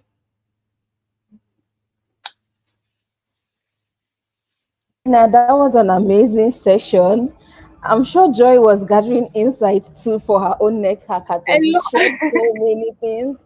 I was I'm taking note of learning it a and I was lot. like, are you crazy?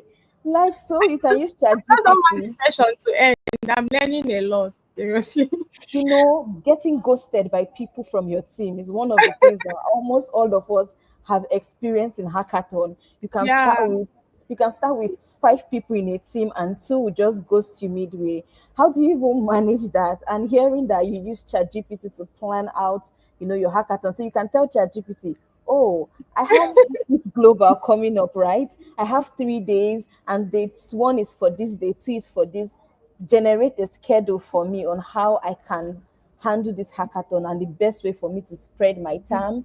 I have 3 team members, generate the tax for us and all of that. It's so amazing what you shared with us. I'm sure that we are going to use it, and we can't wait for the next Cello hackathon to come up so that we can implement all the things that we've learned.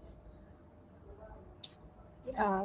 Thank you, Ozoma. Thank you, Lina. Mm. Please, My education last and the advice, my last advice for everybody is read the rules and guidelines and the bounty description properly. Okay. You you will benefit a lot from that. A lot of people don't do it. It's very helpful. yeah. Wow. Yeah. Okay. Thank you so much, Lina. We are so Thank excited and we're glad that you had this session with us. So you can follow Lina on her handle. We'll be sharing that too. Lina, is there any other resource you think that will be helpful for people who want to do Uh, hackathons? One of the things that you can definitely do is you can join this group, which is our oh, wait, I will just send it to you in our private chat, and you can post it publicly. But like, you. we have a build with Cello Telegram group where we will also share about hackathons, but where we are just like available, where I'm available to answer all questions for developers regarding hackathons and guides.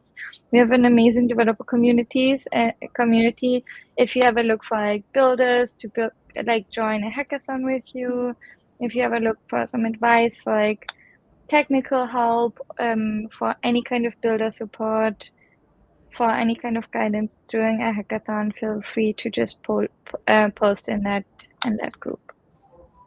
All right. Thank you, Lina. It was amazing having you. Thank you so much, Joy, for being like an amazing, host and facilitator. Yay! Thank All you, right. Lina. Thank you, Ozoma. Thank you Bye. so. Bye. Bye bye. So, guys, that was an amazing session that we just had. And we will be having our next speaker very soon, who is Moran. But before then, let's just have a break so you can stretch your legs. You have a 1 minute break. Please stretch your legs. Please go to the zoo, to the loo if you want to go to the loo, and get prepared for the next session, which will be about career talks. So, we'll be having a session soon. So, please just take a break and we'll have our next speaker very soon.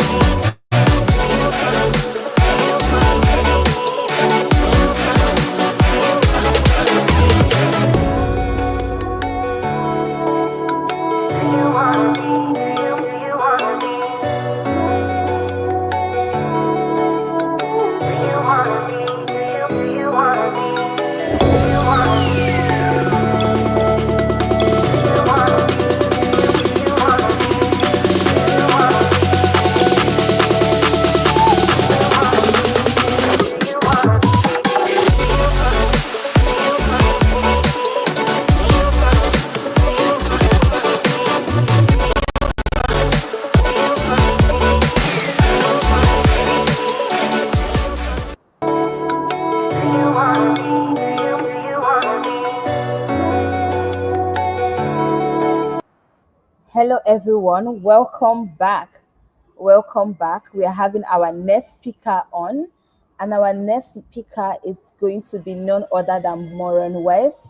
When she told us about the topic, and when we gave her this topic, I was so excited because a lot of people, have been asking about career opportunities in Web3 and in Ethereum in particular. So recently on Twitter, there has been like some buzz and some talk and some conversations around Web3 because of the recent boom, to the bull markets. And so Moran is going to be educating you on how you can start or transition to Web3. Moran is a Web3 specialist with a background in blockchain research and real estate tokenization and venture advisory. She has led innovative projects in digital registries and wallet recovery. As the head of blockchain research at Nominis, a crypto threat intelligence platform, Moran leverages blockchain to drive impactful solutions to decentralized ecosystem. She's committed to fostering Web3 talent and she mentors women. And I've heard so much about her mentorship in DLT and DeFi programs. And she supports real world asset startups and outlier ventures. Hello, Moran. I am so excited to have you on board with us. Welcome to DevCon at your doorstep. Hi. Thanks for having me. I'm very excited to be here, and I totally embrace this opportunity to present and speak about career opportunities in Web3. And also, thank you for the organizers for this amazing event and amazing women speakers. And for those who had some of the FOMO feeling like I had, not participating in the DevCon event in Bangkok. So I'm going to present my screen, and I hope that we have enough time to speak to cover all the topics that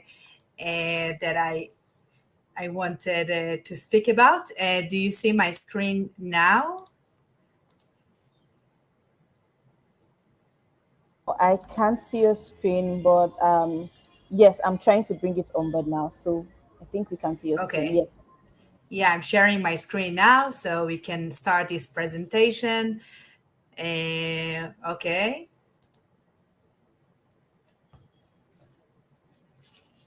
Okay, cool. Okay, so I'm going to share a little bit about myself, about my journey. So, fun facts about me. I started my career in reverse, I call it. I began as an entrepreneur in a net tech, driving innovation from start. I'm a Web3 specialist. I'm passionate about blockchain technology. Some of my friends even laughed at me saying that I want to cover all the topics under the blockchain. I'm also an innovator. I've led projects in digital registries, wallet recovery solutions, smart cities. I'm trying to participate and contribute as much as I can to all kind of projects. I'm a crypto detective at this time as a head of blockchain research at Nominis, which is a threat intelligence platform and develop impact solution for decentralized ecosystems. And I love mentoring. This is what I do in my spare time. I'm a mentor. I'm a proud mentor in the DLT talent and DeFi talent of Frankfurt Blockchain Center. And also now I'm a mentor in the real world asset base camp of Atelier Ventures, which I'm very proud of. And I'm also a metaverse enthusiastic, and also in my free time I like to participate in Web3 activities in the metaverse, like founder speed dating, which is super cool. So this is about me.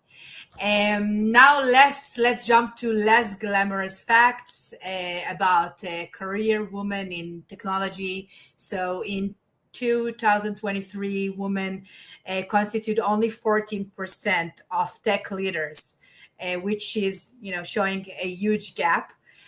Also in 2023, companies with at least one female founder secured only 44 billion out of 170 billion, which is spotlighting the challenge that about female-led startups in generating financial backing. And speaking about Web3, we're seeing that only 11% of DAO members are women, with the vast majority of earning less than 5,000 K. So this is less glamorous facts about this career right now. I would like to add another slide. Okay, so another slide is that if we're looking at this ecosystem, so women in workspace at 2023, McKinsey did a report, and we can learn a lot about corporate technology, about gender and races. They're speaking here about white men, men with color, white women, women of color and the percentage of how they participate in the technology and this ecosystem. So I can call it less glamorous facts, but it's all about to change, because now as Web3 is brimming with new opportunities, it makes it an exciting and promising choice for career path. And we continue to see a lot of growth in this space. Okay, so I would like to take a minute of your time. If you can please scan this barcode and answer the questions. I want to know who is the audience. I want to learn about you. And because we had previous sessions mostly speaking about developers and hackathons, and I would really like to know about you, the audience. Are you working Web3? You have multiple possibilities to answer. Over 3 years, just landed my job now, looking for a job, still considering career change, or what is Web3? So if you can have like 30 seconds just to reply, I will be very, very appreciated. So let's start now.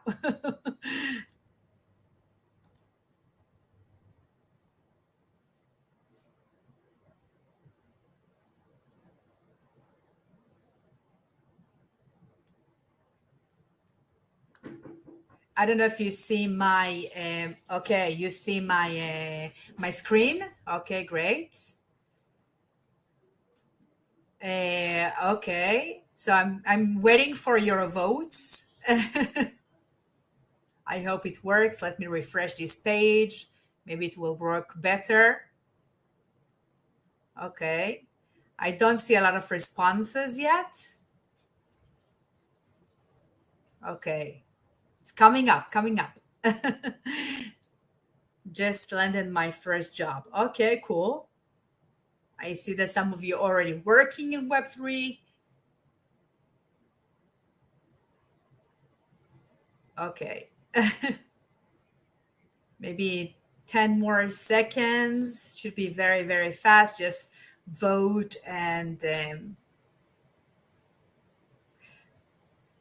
okay. So I think I'm going to keep up with this poll later on. So you can share and use this code for later stage, and I can then catch up with Rubicon and get them these results of this poll to understand who were their viewers. Okay, so I'm jumping off from Web 2 to Web 3. I know that there are multiple people in this audience. I'm not sure that everyone really knows or really aware about the transition from Web 1 to Web 2 to Web 3. Web 1 was more the static. As we remember, it was only read-only web pages. Then we shifted in 2000 to a centric information, interactive social medias, Facebook, etc. But it's still, the information was set in central. Then we moved to around 2020 towards Web 3, which is more user-centric, decentralized, and private and secure, as we call it. As a matter of fact, my point of view is that we're not fully Web 3 yet. I always call it Web 2.5.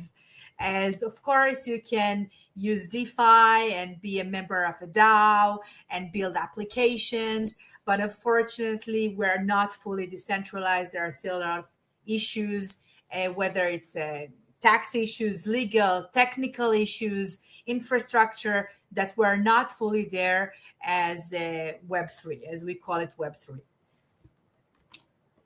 So I would like to call this transition, especially we are thinking about a career path and new opportunities in Web 3, I like to call it evolution, not revolution. I think this is the most reasonable way to look at it. First, not to be scared about this new technology, or all the time thinking where is going to be, how I'm going to land my next job, what is going to be the future, is my role going to be eliminated with new technology, I'm going to be replaced with this new technology. So let me call it evolution and not revolution. And let's watch this amazing video for just like 1 minute video that can bring us, can think about insights.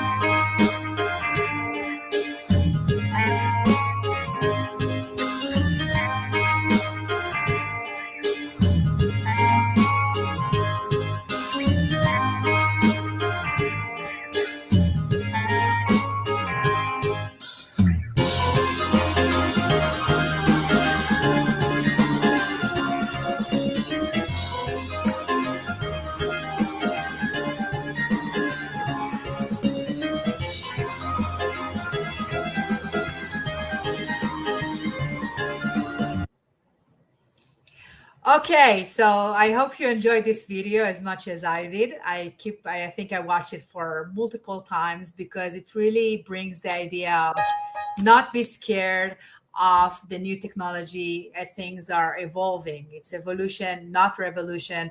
It's important to know that adopting new technologies in the Web3 era doesn't always mean to starting from scratch. Okay, you don't need to invent yourself. Okay, just build mostly on established principles. Individuals and organizations can leverage their existing knowledge and technologies. And as we seen in the video, much like car designs and steering systems that have evolved over the time, but they retained certain core components. So this approach can also help to mitigate the fear of a wholesale or a job displacement. Okay, so what is the new characteristics of Web3? Okay, new characteristics is independent work. We can see more independent work and more revenue and flexibility.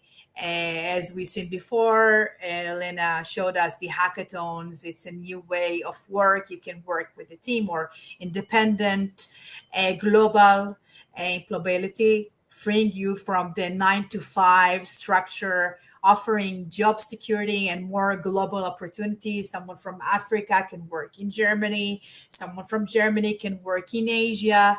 There are no boundaries in this centralized world.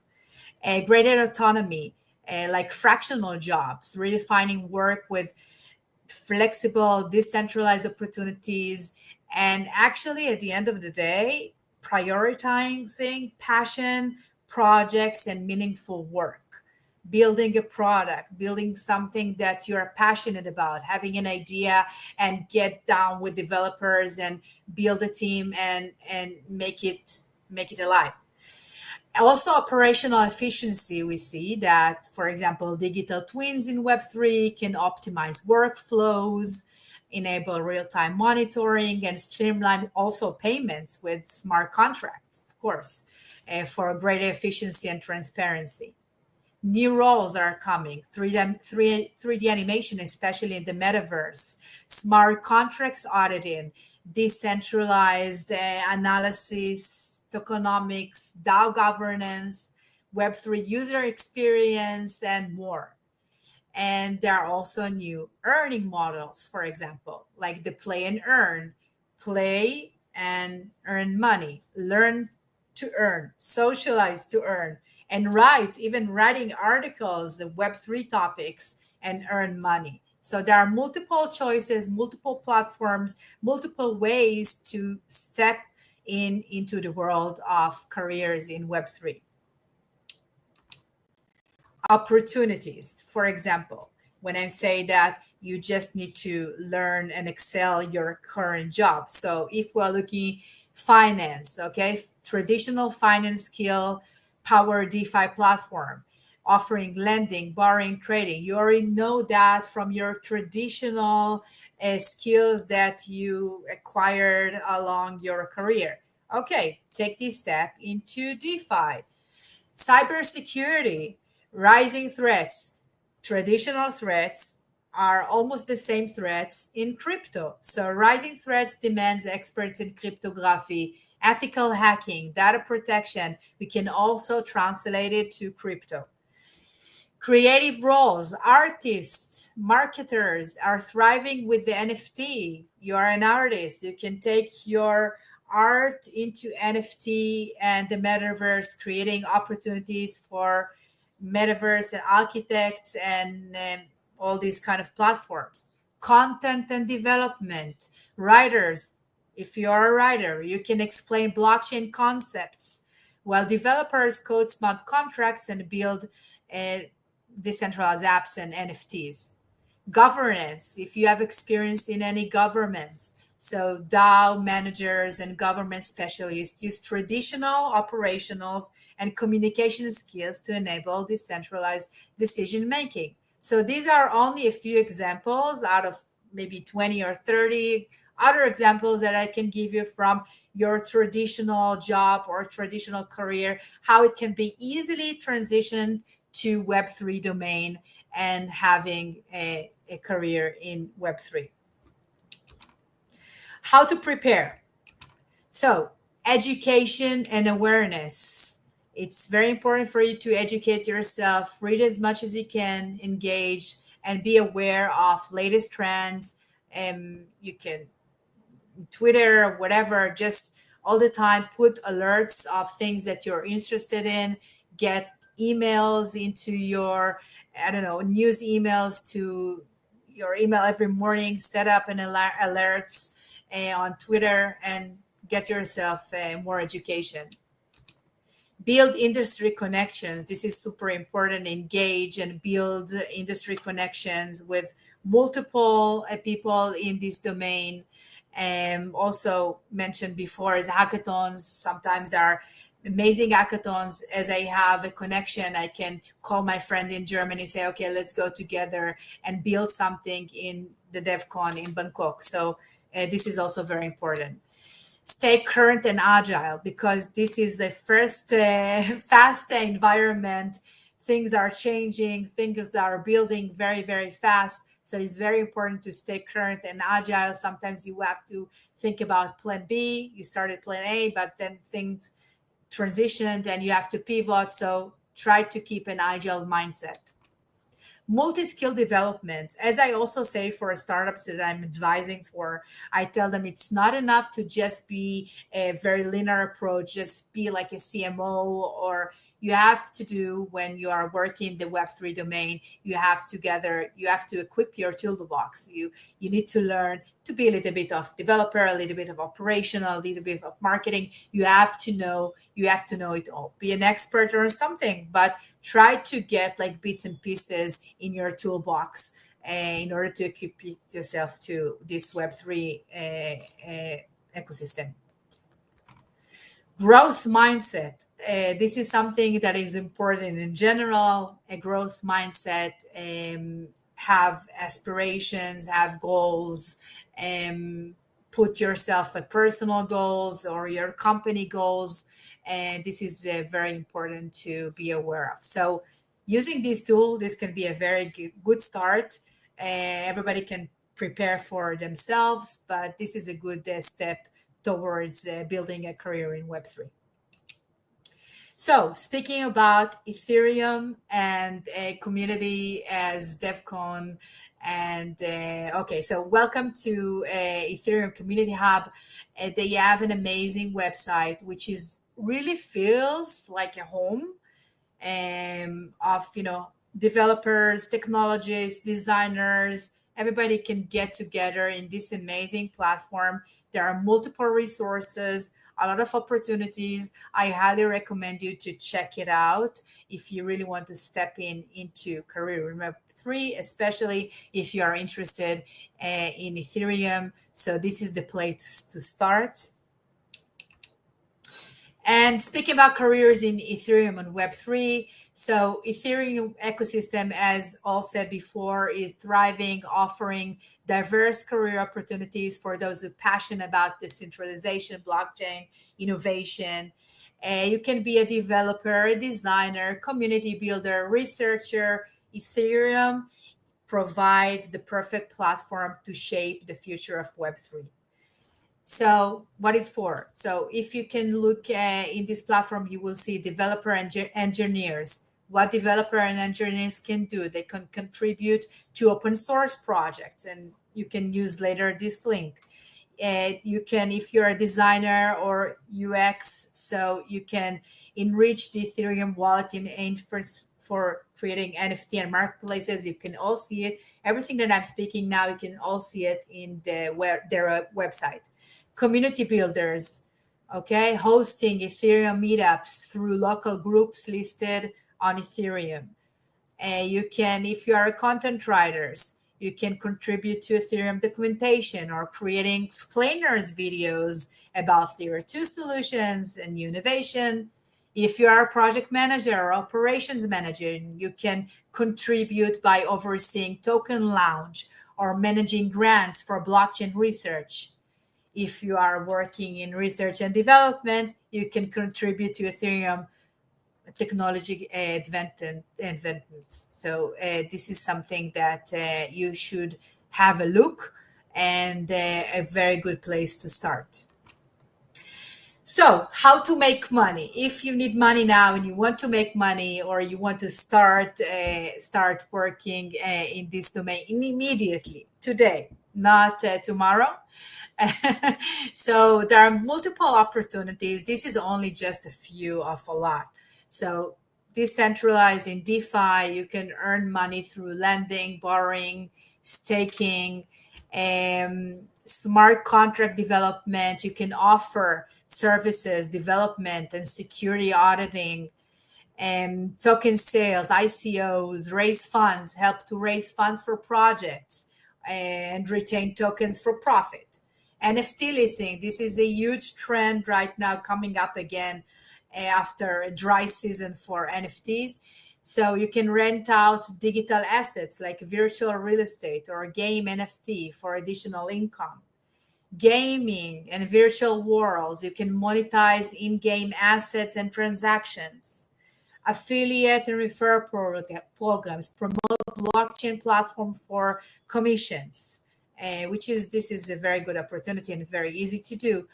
Automating business processes, offer yourself and charge for, Web3 companies, startups, and offer your services as, helping them in business processes, charge business for automation solutions. But at the end of the day, you should do your own research and, of course, verify platform audits, understand certain risks. Don't just put your wallet out there or plug in or provide too much information. You should do your own research before applying to such job or get involved in such projects. And it's very important to secure your earnings. So, final words. The Web3 job market in 2025, as I see it, offer diverse opportunities for you, not only for blockchain developers, but also for designers, marketers, product manager, legal experts. I'm also mentoring the DeFi talent. A lot of people from the traditional banking industry are really interested in DeFi, and they want to get maybe their next job in DeFi. So there are many opportunities to help and shape the decentralized economy. Mastering relevant skills like building strong networks, staying ahead of industry trends are essential for professionals to thrive in this innovative and fast evolving field. And something that I would like to dedicate to the woman out there, to the audience, and don't feel outside of this game. Right today, there are, if you see pitch decks and companies, maybe now mostly they are led by men, but women are definitely getting into the game. I can see that when I'm also mentoring in the amazing DLT talent, which provides a session tool for women to enter to the Web3 domain. And I'm so happy to see some of the alumni that I continue to collaborate, how they thrive and they find the new path in the Web3 and new job. So women, remember that women empower women, especially in the blockchain and crypto, and by providing each other education, mentorship, networking opportunity. I personally like to connect talents to, individuals and companies, and excited all the time. And I'm also co-managing the DLT talent alumni, so all the time sending great opportunities, job opportunities, and and make this community thrive. The future, as I see it, is very, very bright. We need to help each other, educate each other, participate in many conferences like this. And these are actually my final words. And I received already before the conference any questions, but maybe you can already answer it by yourself by listening to this entire presentation. So, for example, everyone is saying Web3 marketer right now, and more blockchain are launched. We will need marketers bring more users to the space.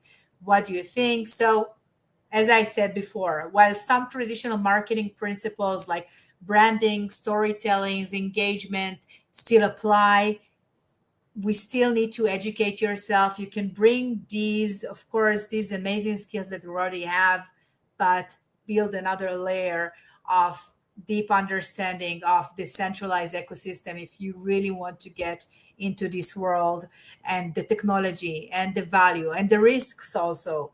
And as I said, it's evolutions of roles, and I think I spoke about it in this session. Thank you for listening to me, and I would love to keep in touch. You can scan this code as well, and of course, ask me more questions, and I will be happy to support you in any matter. So thank you so much.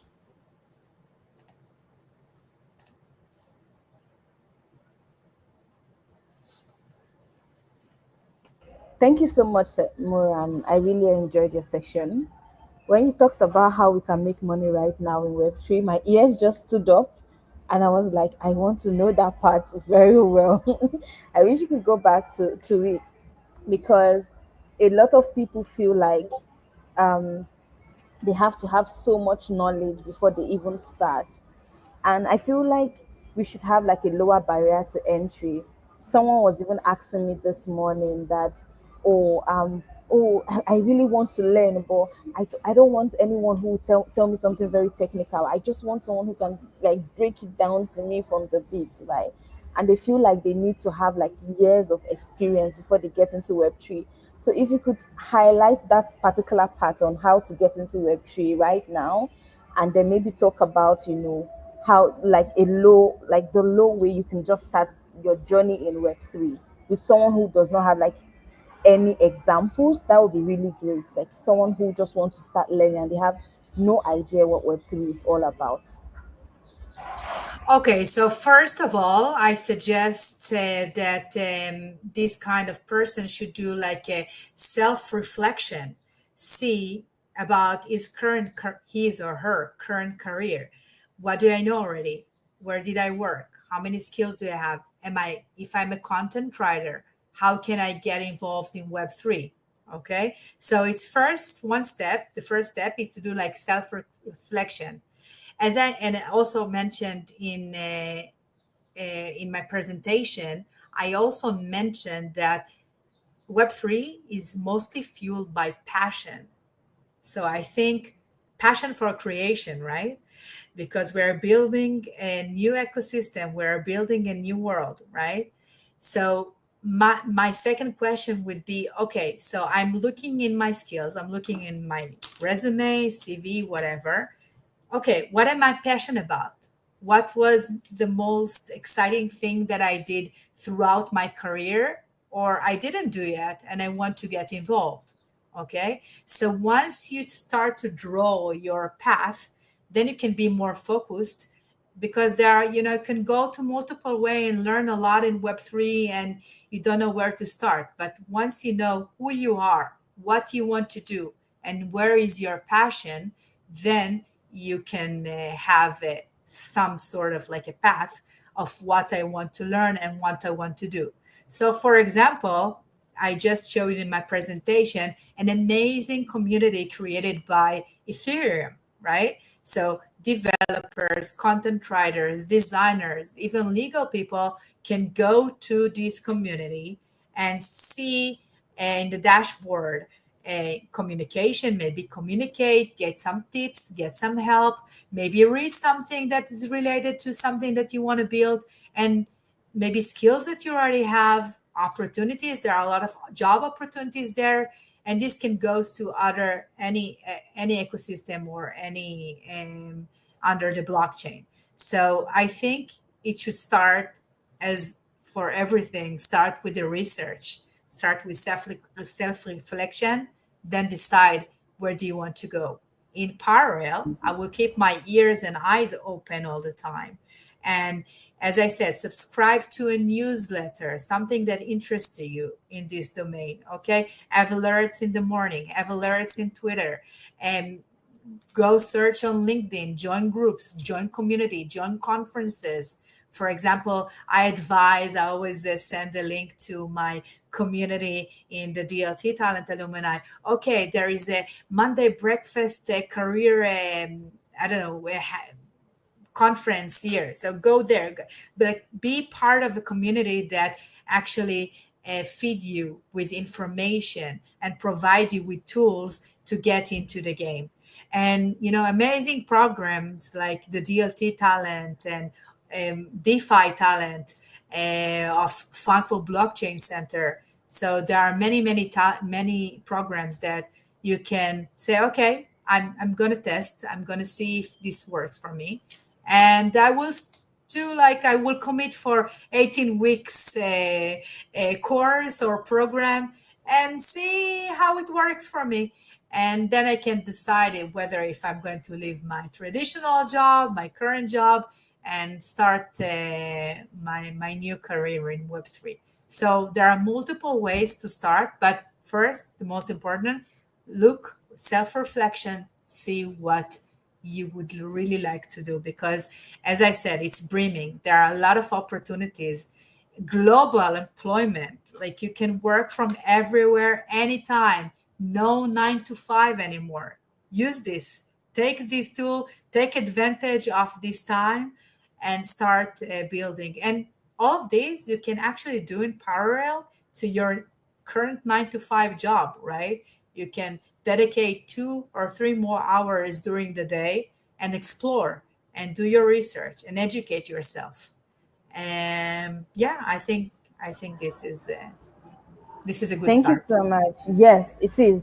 Self reflect, figure out what you like, research, find out what is out there, keep your ears and your eyes open on Twitter and LinkedIn, register for newsletters, read through things, and see what is happening out there. I think it's just about picking out what you like. Like for me, I love games, I love building things. I'm picking up those things and looking for what is happening in the Web3 space and pairing them together. Someone has a question here, and she says, um, do you have some example of Web3 affiliate programs? I think you mentioned something like that. And Yeah, like referral programs, yeah, right? So I don't have out of my sleeves right now links to affiliate programs, but I can definitely tell you again, once again, I'm going back to your passion, what you're interested in. Okay, for example, you told me you are interested in gaming. Okay, so I would do research, go to all the gaming or gamify platform under the domain of Web3 that are working in Web3. Okay, and try to see who has at the bottom of their website a referral or affiliate program. And then I will make like an Excel spreadsheet, okay, and start sending messages, start to engage. Whether if I look, who is the owner of the company, the CEO, get in touch on LinkedIn, send the I don't know message, or apply through their website. So it depends what you are interested in, where is your passion, because if you will be passionate about it, you will market it, you will find the matchmaking that you would like to do, maybe from the traditional also. So I don't have out of my sleeve at the moment, but if someone is really interested in a sub industry under the Web3, okay, or a startup, so just send me later a message, and maybe on my LinkedIn, and I can definitely try to help you research that.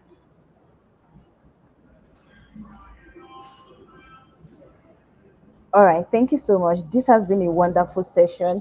Thank you, Moran, and I really enjoyed it. We will be sharing her resources, her LinkedIn, so you can send her a connection request reminding her of this session and then sending your message to her. But we are also going to share so many resources. Thank you so much, Moran. I enjoyed this section so much. And you can go back and watch this if you want to listen and re-listen back to what Moran said. So we are back again, and we are going to be taking a break here. We are going to be having our first game. You have been listening to so many amazing speakers. You've heard from Laisha, you've heard from Lina, you've heard from Moran. They've spoken about Ethereum, they've spoken about Web3, they've spoken about hackathons. Now is a time to test your knowledge, right?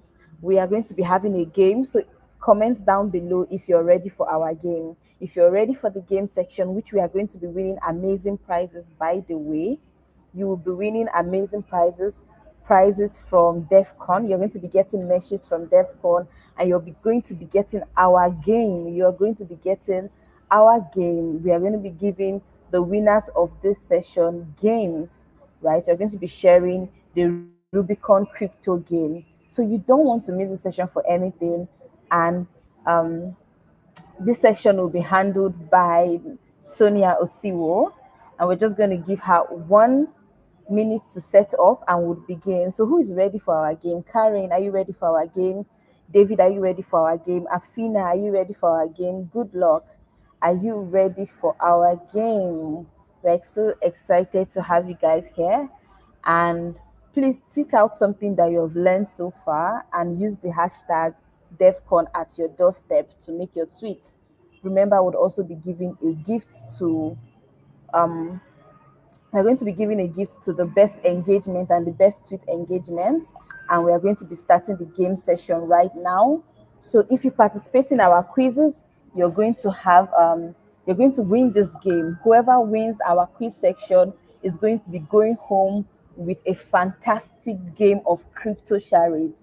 This game was created to teach someone who has no idea about crypto, to give you a solid understanding of crypto. So it's a physical game. If you're in Ghana or Nigeria, we will be sending this game to you. I want to see more people talk about this. I want to hear more people tell me that they are here. Kwame, are you ready for our game? Isel, are you ready for our game? Michael, are you ready? Peter, Joy, are you guys ready for our game? Gracious, are you in here? Ready for our game? We are so excited to have you, and I'll be bringing on stage now Sonia, who will be handling this session for the game. Hello, Sonia. Welcome.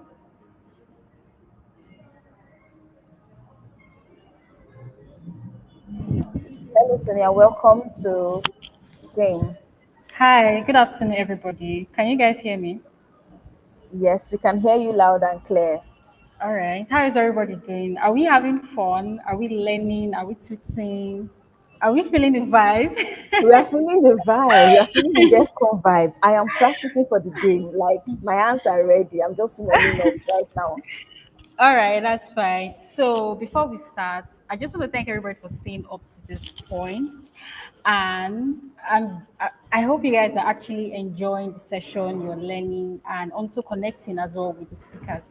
So let's get right into the game. I'm going to share the link on the chat box. Okay. All right, and I'm going to be presenting my screen.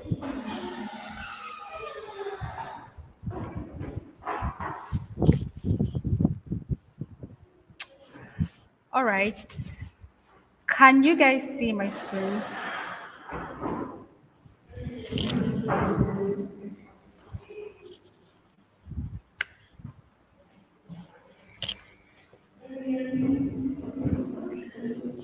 Okay. Are we all set? Can we start? Yes, we are all Please. set. We are all set. Okay. So I want everybody to like click on the link and join so that we can start. So let's just wait All for a right. few minutes. Yeah.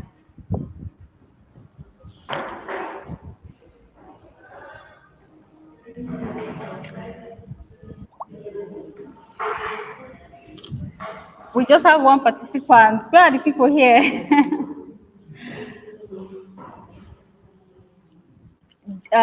Joy, Estelle, Findy, Gladys, Karen, Alfina. Good luck. Where are you guys? Come and join the game. You don't want to win game? Okay, so let's just wait for this one.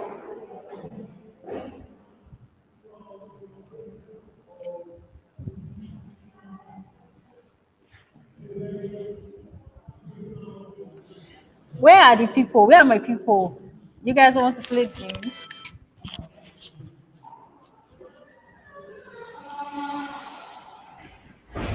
They are scared. Maybe they are afraid. They don't. Uh-uh. Fastest fingers.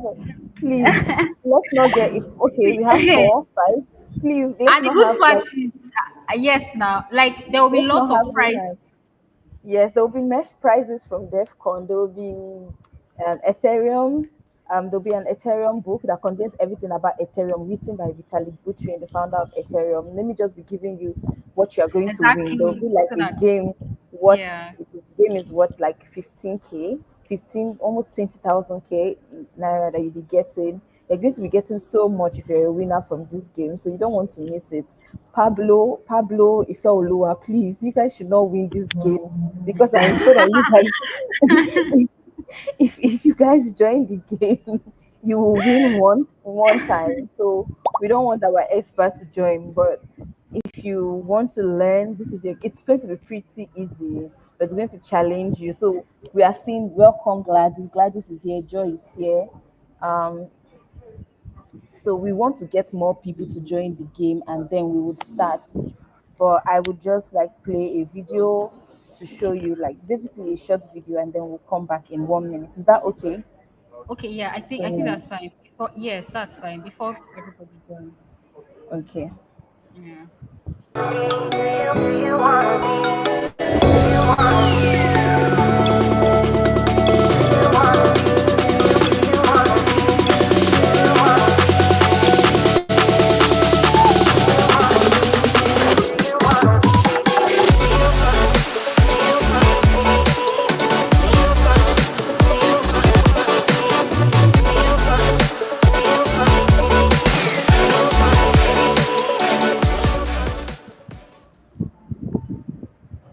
Okay, we are back again. So I think that we have like a couple of people and we can start now. How many people do we have now? We have 5 persons on the game. Okay. Okay, Gracious, have you joined? I don't think she has. Okay, I think we can start now because we are working with time. All right, so I'm going to start.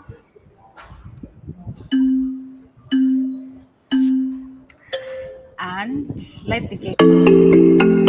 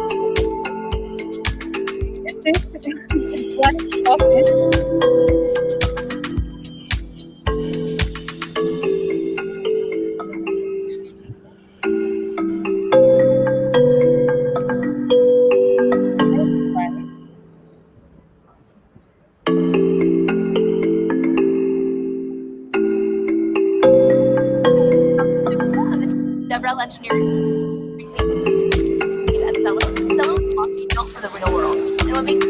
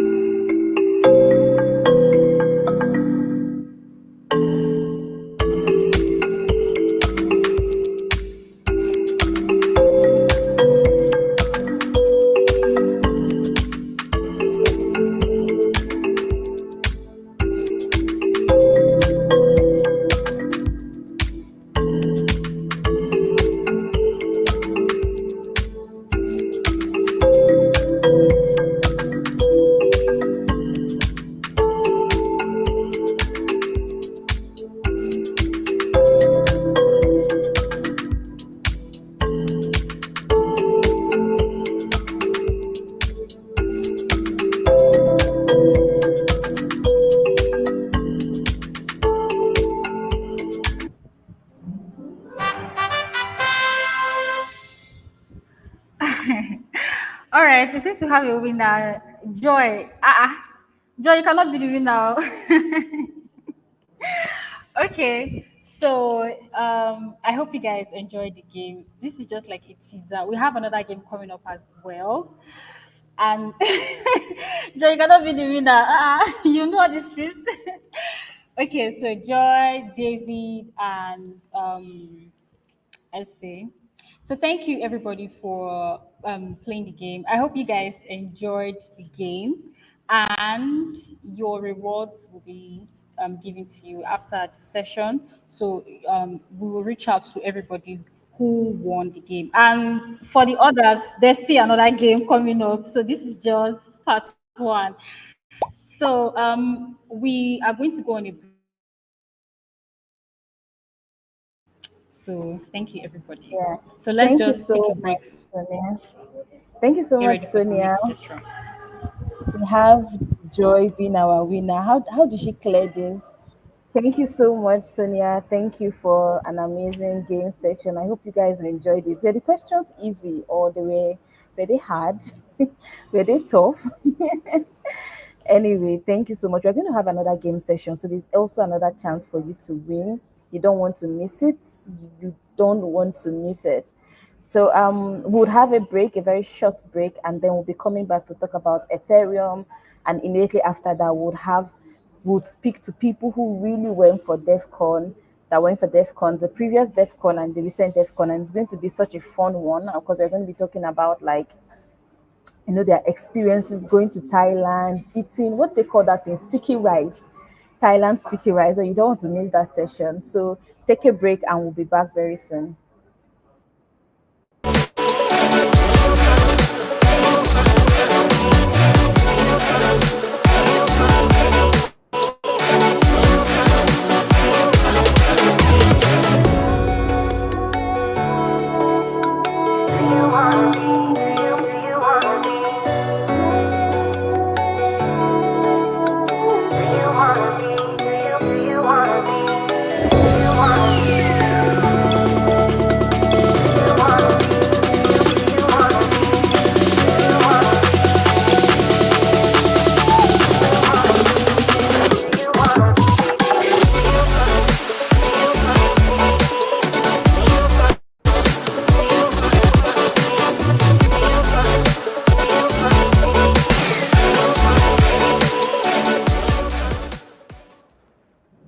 We are back again. Everyone, welcome, welcome, welcome. Welcome to DevCon at your doorstep. And I'm so excited to be having this session with you. Please, once again, share what you're learning with us. Make it tweet, make a post, make a video, make a video, make a video,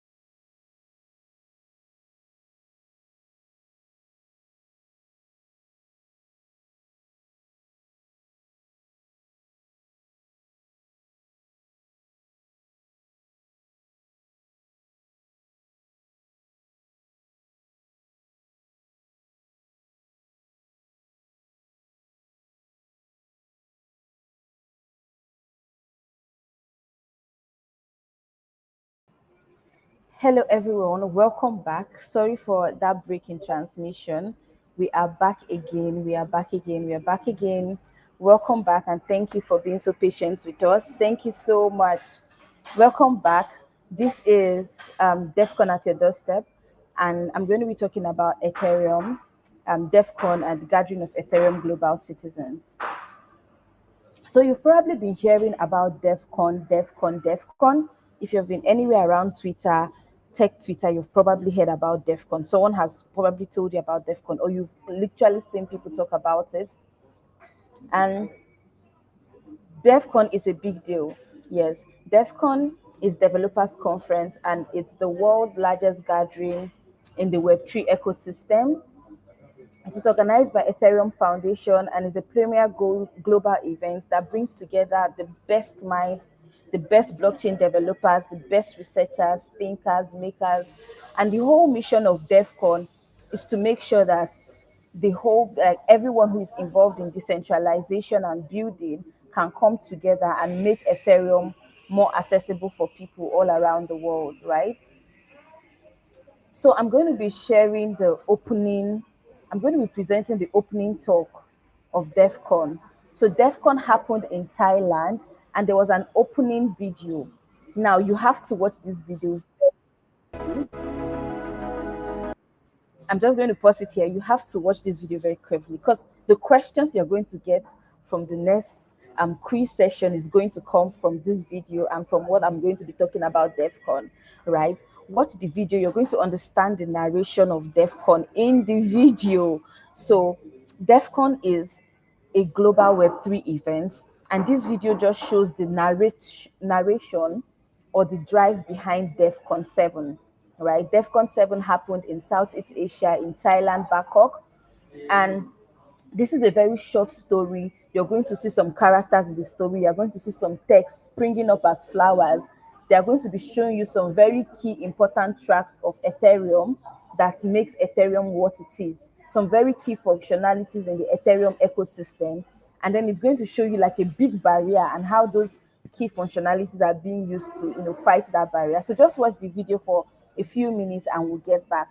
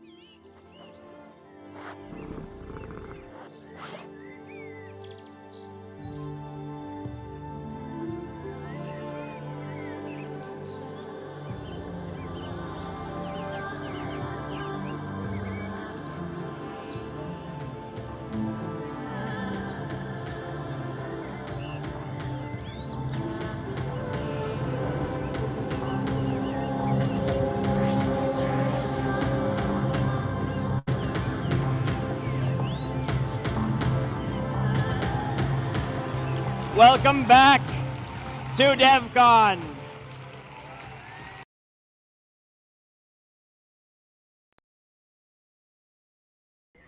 That was a video that talked about DevCon that was handled by Skylar Weaver. I'm going to ask a few questions. What did you notice from the video? What did you see from the video? I was seeing a lot of cartoon characters, but how many cartoon characters did you see? There was a girl, there was a cat, there was a dragon, if I would call it a dragon, there was a guy. It was reminding me so much about Avatar. There was a girl, and then there was about how many characters were there in the cartoon, right? And why I wanted us to go through that short narration was to show us like just the cartoon depiction of what Ethereum and DevCon is all about, right? So think about it as those are like the some players in the DevCon, right? Like the DevCon cartoon characters. They call the lady Diva, I think, or is it the I think it's the dragon called Diva, and she was trying to they were trying to fight that big giant that was made up of closed source censorship control, and they were able to defeat that dragon, right? And then they were able to move into the next stage, which is the Infinite Garden, and then enter into Dev C 2024. So basically, DevCon is a global Ethereum event that is held somewhere in the world every once in 2 years, and it is organized by Ethereum Foundation. This year, DevCon was held in Southeast Asia, and it was held this month on the 12th to the 15th of November. They had so many really, really great people who came to DevCon. We had Vitalik Buterin, we had Matthew Tan, we had Kevin Owakchi. If you have been in the Web3 space, you've probably heard of Kevin, right? So you have Aya, the head of Ethereum Foundation, and all of these people were participating in DevCon 2024. Now, if you watch that video carefully, you would see why I was talking about it. So it reminded me of Power Rangers. Did you guys know about Power Rangers? Like, I loved Power Rangers as a kid. I loved Power Rangers, right? And they always had the superpowers, right? So think of these dev contracts as DevCon superpowers or Ethereum superpowers, right? These are like the Ethereum weapons, right? What do they call them in games? Yeah, they call them like your power, your bolts, your powers, right? Right. So the power elements that you can use, or the main aspect of Ethereum that is used to build Ethereum. So we have the core protocol. The purple one is called the core protocol, and it has to do with everything regarding Ethereum that is related to, the main thing about Ethereum, the blockchain that Ethereum is, right? The protocol that Ethereum is, right? So a lot of people are trying to improve Ethereum. When they try to improve Ethereum, they have to put in proposals.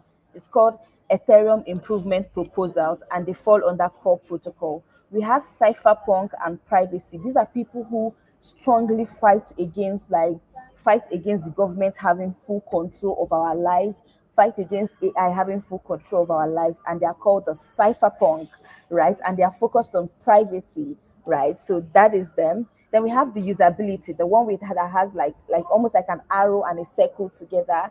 And this is the part of Ethereum that asks the question, how can we make Ethereum usable? How can we make Ethereum, easy to use? Like if you're a product designer, if you're a UI UX designer, this is your place. This is what interests you, right? Making sure that technical codes are easy to understand and usable. Then we have real world Ethereum. Real world Ethereum is how can we apply Ethereum in the real world? If you've heard about real world assets, if you've heard about real world tokenization, this is what Ethereum is about. The aspect of Ethereum that cares about these things is called real world Ethereum. Then we have cryptography. Cryptography is like the technical part of Ethereum that is concerned with encryption, right? What makes blockchain work is because it can easily be encrypted. Data can be encrypted and decoded, and it is all focused on cryptography. We have crypto economies, my really favorite part of Ethereum, because it focuses on how you can influence people. How can we influence people to work in Ethereum and build in Ethereum by tokens, So you see people who build tokens, people who are interested in Ethereum token, this is where they will function in, right? So coordination is how do we bring different aspects of Ethereum together? How do we bring different communities of Ethereum together? How do we have real life events like this? And how do we make people to participate? All different parts of Ethereum. Then we have developer experience. Ethereum is a tool, and Ethereum has built tools like EVM, Solidity for people to use, right? So this is the session that is concerned with it. We have security. How do we make Ethereum strong so that it is not susceptible to attacks? It's not susceptible to hacking attacks and all of that. And then we have layer two. Layer two is the aspect of Ethereum that enables, applications to be built on Ethereum. So these are like the superpowers of Ethereum that makes Ethereum what it is. So DevCon has been on for like years. DevCon has been on for a lot of years, right? The last Ethereum was held in Bogota, so it was in Latin America. And then we had the previous one, DevCon 5, was held in Japan. Then we have DevCon 4, right? We have DevCon 3, we have DevCon 2, and then we have DevCon 1. So all of these DevCon are usually held 2 years apart. But when we had COVID, DEFCON was held in 2020, and then it took another 3 years before DEFCON was held again, right? So all of this DEFCON has happened, and it has been growing from bounds to bounds, right? And we are really hoping that DEFCON would be able to would be held in Africa very soon. And with the progress of things that are going on, with developers increasing in Africa, with the growth of hubs and communities here, we are very sure that DEFCON can happen in the next 2 years. Now you might be asking yourself, oh, I wasn't at DEFCON, I wasn't in Thailand, I don't know anything about DEFCON. How do I even make the most about DEFCON? Is it not over yet? No, it's not over. Every single detail about DEFCON was recorded and was saved in the website. So if you go to the DEFCON website right now, which is called defcon.org, and you click on schedule, you're going to see all of these amazing sessions, all the videos. And you remember the tracks that I showed you. Remember these key tracks that I showed here, right? Core protocol, cypherpunk, usability, real world Ethereum. When you come to the schedule, when you look at it, you're going to see that each of the talks are grouped according to the area of Ethereum they're talking about, whether usability, layer two, right? You're going to see it there. And it's even divided in a way that it shows you if the talk is going to be a beginner talk or intermediate talk, or like a much more tougher talk, right?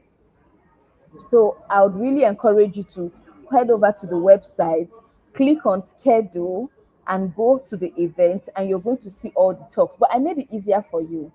Now, I made it so much more easier for you.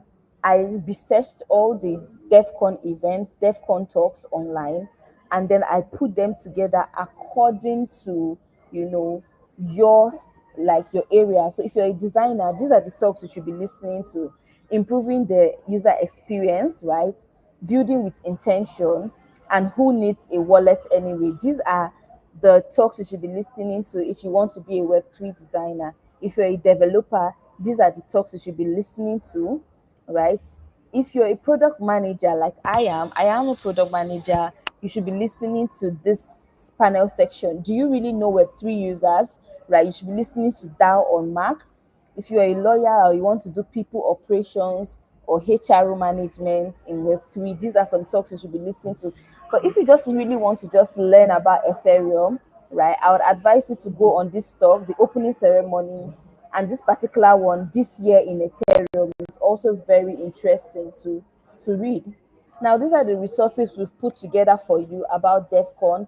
Like I said, please go to the website devcon.org and get all the information there. Or you can also visit Ethereum Foundation. There is a YouTube channel that you can go to. DevCon has an app, and that's something that I didn't even know about. So there's an app where you can go and you can even chat with the speakers. You can see the talks, you can see the map of DevCon, you can see everything that happened on the session or on the event. Now we are the ones who put together this event for you, And I just want you to take a moment to scan through this, the Rubicon link. Please scan through the Rubicon link and follow us on Discord, follow us on Twitter, and follow us on LinkedIn. My name is Ozioma Onukogo. Again, you can reach out to me on Medium. You can read the resources that I have written there about crypto, blockchain, and crypto economies. And you can follow me on all of this session. And if you have any questions, you can share with us. Please, if you have any question, you can share with us. Our next session is the final session and the most interesting section of this talk, the most engaging section, and we will be talking about my DevCon experience. We want to hear live and direct from people who actually went to DevCon, people who touched the Thailand soil, who enjoyed DevCon. They are going to be sharing their experience with us. We are going to be speaking with Ife Sani, a front end developer. We are going to be speaking with Precious Ezema, a community manager. We'll be speaking with Ernest, and we are going to be speaking with our very own Sonia Isuwo. So I want to welcome them on stage and they can get ready for their session. But before then, let's just take a short 1 minute break and we'll all be back with you. So welcome Joy, welcome Sonia, welcome Ife, welcome Ernest. So glad to have you here. So glad to have you here. Hello, guys. Yeah, hello, Jim. Hi, everybody. How are Hi we everyone. doing? How are we doing? Are we enjoying the whole Well, DEFCON experience, DEFCON at your doorstep? Are we having fun? Yes, we are. GNGN. Let's talk the crypto I language. said GMGM. GNGN. Yeah. All right. Um, Now, this session is going to be focused on my DEFCON experience. We are going to be hearing from people who actually participated in DEFCON. So, before we start, I'd like to introduce myself. I've not done it before. So, my name is Usiwo Sonia. I am a front end developer and also a co founder at Rubicon. And I want to give a shout out to the DEFCON team for sponsoring this event and also to the whole Rubicon team as well for putting it like all together, working seamlessly to see that we have this event today. And now I'm going to give a brief introduction to our panelists. So first is Ifeoluwa Ayosani. She is a versatile Web3 software developer. She's a front-end developer, open source contributor, and she has won hackathons. So you remember the past session we had about winning hackathons. So in case you also want to know more, you can always reach out to her. Yeah, and she's also very dedicated in contributing value to the whole Web2 ecosystem.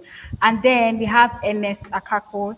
He is widely known, I'll add this, in Web2 community as Pablo. Okay, and so he is a blockchain advocate, a content creator, a Web3 technical lead. In case, like for some of you who want to like get to content creation in Web3, you can always reach out to him and he will direct you. And he's also a community builder and a project manager. And he is a very great force in Web3 space and helping communities to transition from Web2 to Web3. So let's get right into our session. So yes, before we start, what year did you guys like attend DEFCON? I'll start with you, Ife, then we'll move to Ernest. yeah, hello everyone. Thank you, Rubicon team, for this opportunity. I hope you can all hear me clearly.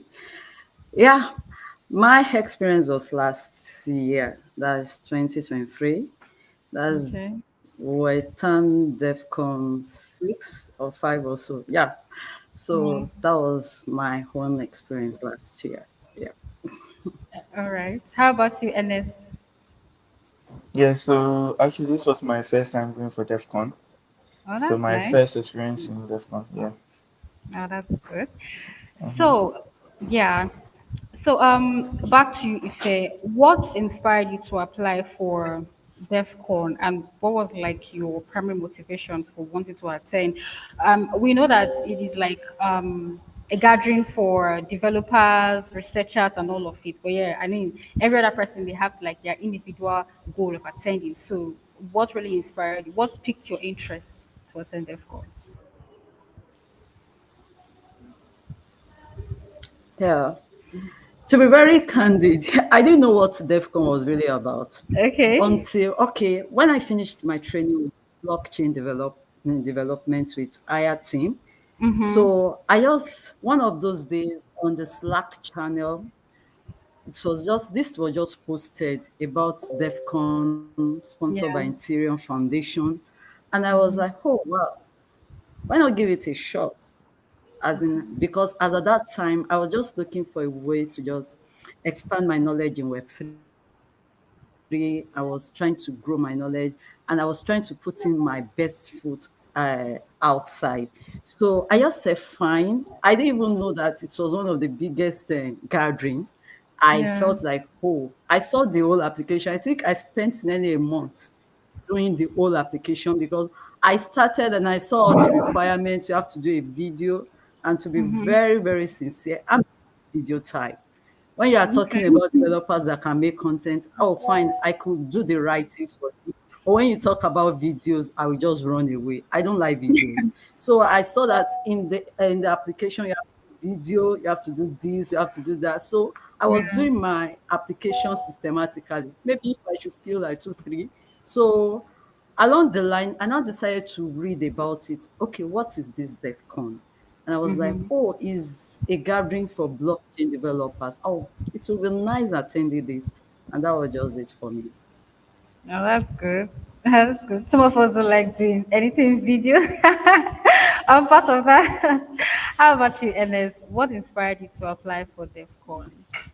So for me, I think it was more of the experience and more Okay. of trying to meet the movers of the ecosystem, right?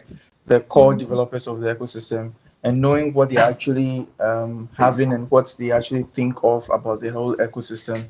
So for me, it was more of the experience and more of meeting the global guys because it was a huge event. Imagine 12,000 people meeting at one place, right? And you'd Yeah. meet so awesome people like meeting Vitalik in person and meeting Austin Griffin. All these guys, you wouldn't meet them again. And so Yeah. for me, it was more of the experience and more of engaging the core builders inside the ecosystem. Yeah. That's good. That's nice. I also believe it's like a good way, yeah, to connect with these people because ordinarily you won't meet them. So it's a good way. So for DevCon, like you said, if you have to make applications and really excellent applications before you are like accepted, yeah, to participate for in the whole DevCon experience. So during your application, what like aspects of your application do you think stood out? Because there are many persons here that would want to go to DevCon, right? So maybe you can give us like tips, something to help us in the community. So yeah. Yeah, well, my applications, honestly, while I applied, I didn't even know it was going to be a success because, one, though for every application I've always done in life, I try to give it my best shot. I said one thing initially. I said, one, I don't like doing videos. And one of the criteria for the application was doing a video and talking about Ethereum, what and Yeah. what you know about Ethereum. And I was like, fine, I'm new to Web3, and you're telling me to just talk about everything I know about Ethereum. Honestly, I went ahead, I did my research, I read about Ethereum. And to be candid, because naturally, I'm not a chat GPT person. I didn't even read about it on chat GPT. I just did a normal research. And immediately after reading, and I'm not also a type that maybe you do this thing we call la cram, la pour, like you cram Yeah. something and start pouring in a video. Sure. I don't need to actually do that. So after reading about it, I just say, fine, if I just give it this video a shot. And I just said, Mm-hmm. fine, I spoke about Ethereum. I spoke because majorly, ever since I've been into the blockchain, one Mm-hmm. thing I want to do about blockchain development is bringing blockchain development to the grassroots. As in, I Yeah. want it to be like something that a market woman can use Sure. without a sweat, and something like bringing it into every aspect of our life. And we don't just have this crypto thing among the dev people, among the tech people alone. So I just spoke about that and how I would love Ethereum to be something that is an everyday use in every home. And that was Yeah. just the basic things I said in the application. And also that I was very realistic with my applications. I don't know how to Mm-hmm. cook up lies of where I've never been and all that. So I was just being real with the application. That was just it. But because okay, like when someone else saw my video, as in it was like, sorry, that video you made, did you actually rehearse like several times before you came up with that video? I said, Yeah. wow, you're talking to the wrongest person. I only made that video once and I just dropped the video. I just said, fine, I've tried my best. If be it success, so be it. If it not, Yeah. well, that's it. That was just it. The person was like, see the way you were just speaking in the video and all that. I said, well, that was just me, my real state. That's just it. So that's it about my application. That's good. So, how about you, Ernest? What did you think stood out in your application? You know, that made the committee select you. Hello, Ernest. Are you there? Okay, I think he's not here. So, before he comes, let's just okay. Um, Hello, Ernest. Hello. Okay, yes. Welcome back. Yeah. Yeah. Yeah, so the question was, what did you think stood out in your application that made the selection committees pick your application? Yeah, so that every other person who wants to apply for DevCon, can pick one or two tips in their own application. Thank you. Yeah, Yeah. welcome. So I was trying to think of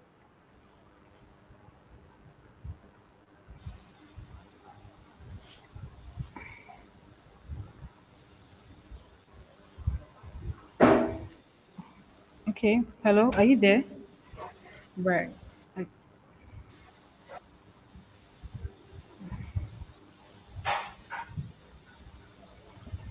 okay, please let's just give him a few minutes.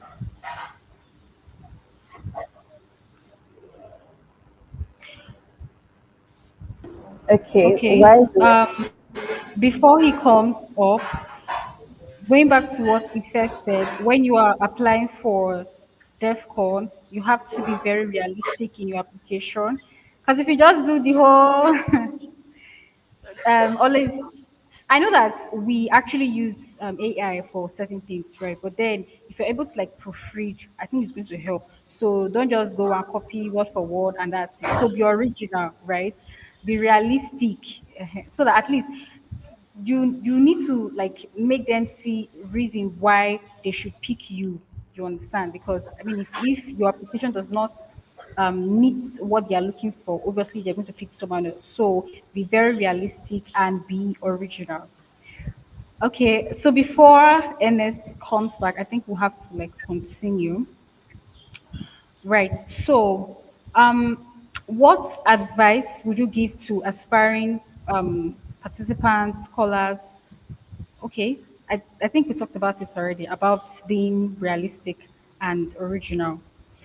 Okay, so how did the whole DEFCON experience help you understand the needs and the dynamics of Web3 community? How did it help you understand, like, okay, this is what the Web3 community needs, this is what we are going to do to add value to the community, and then also channel that same value to the layman, to the ordinary person who doesn't really know like anything about Web3 and wants to like come in.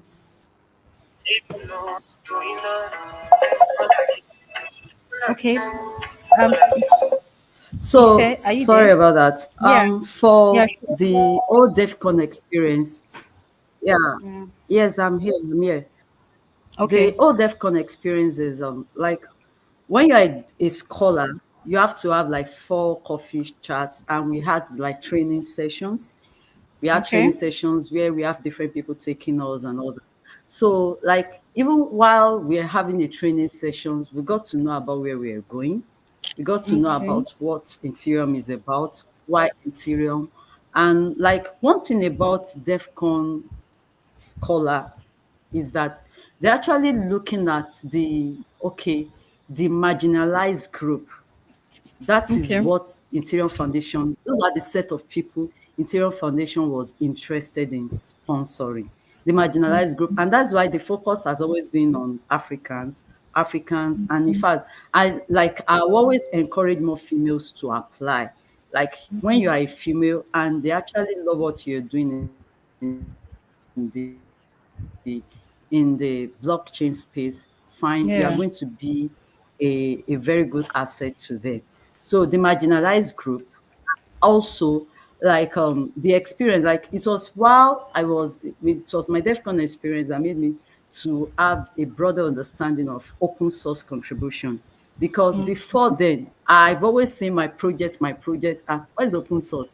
How will I Yeah. be contributing to somebody else's project? Where's my business with somebody else's project? You have your project, I have my project, I have this and all that. But I think it was while I was speaking with Perry during one of our meetups. She was just like, "Do you contribute to open source?" I said, "No."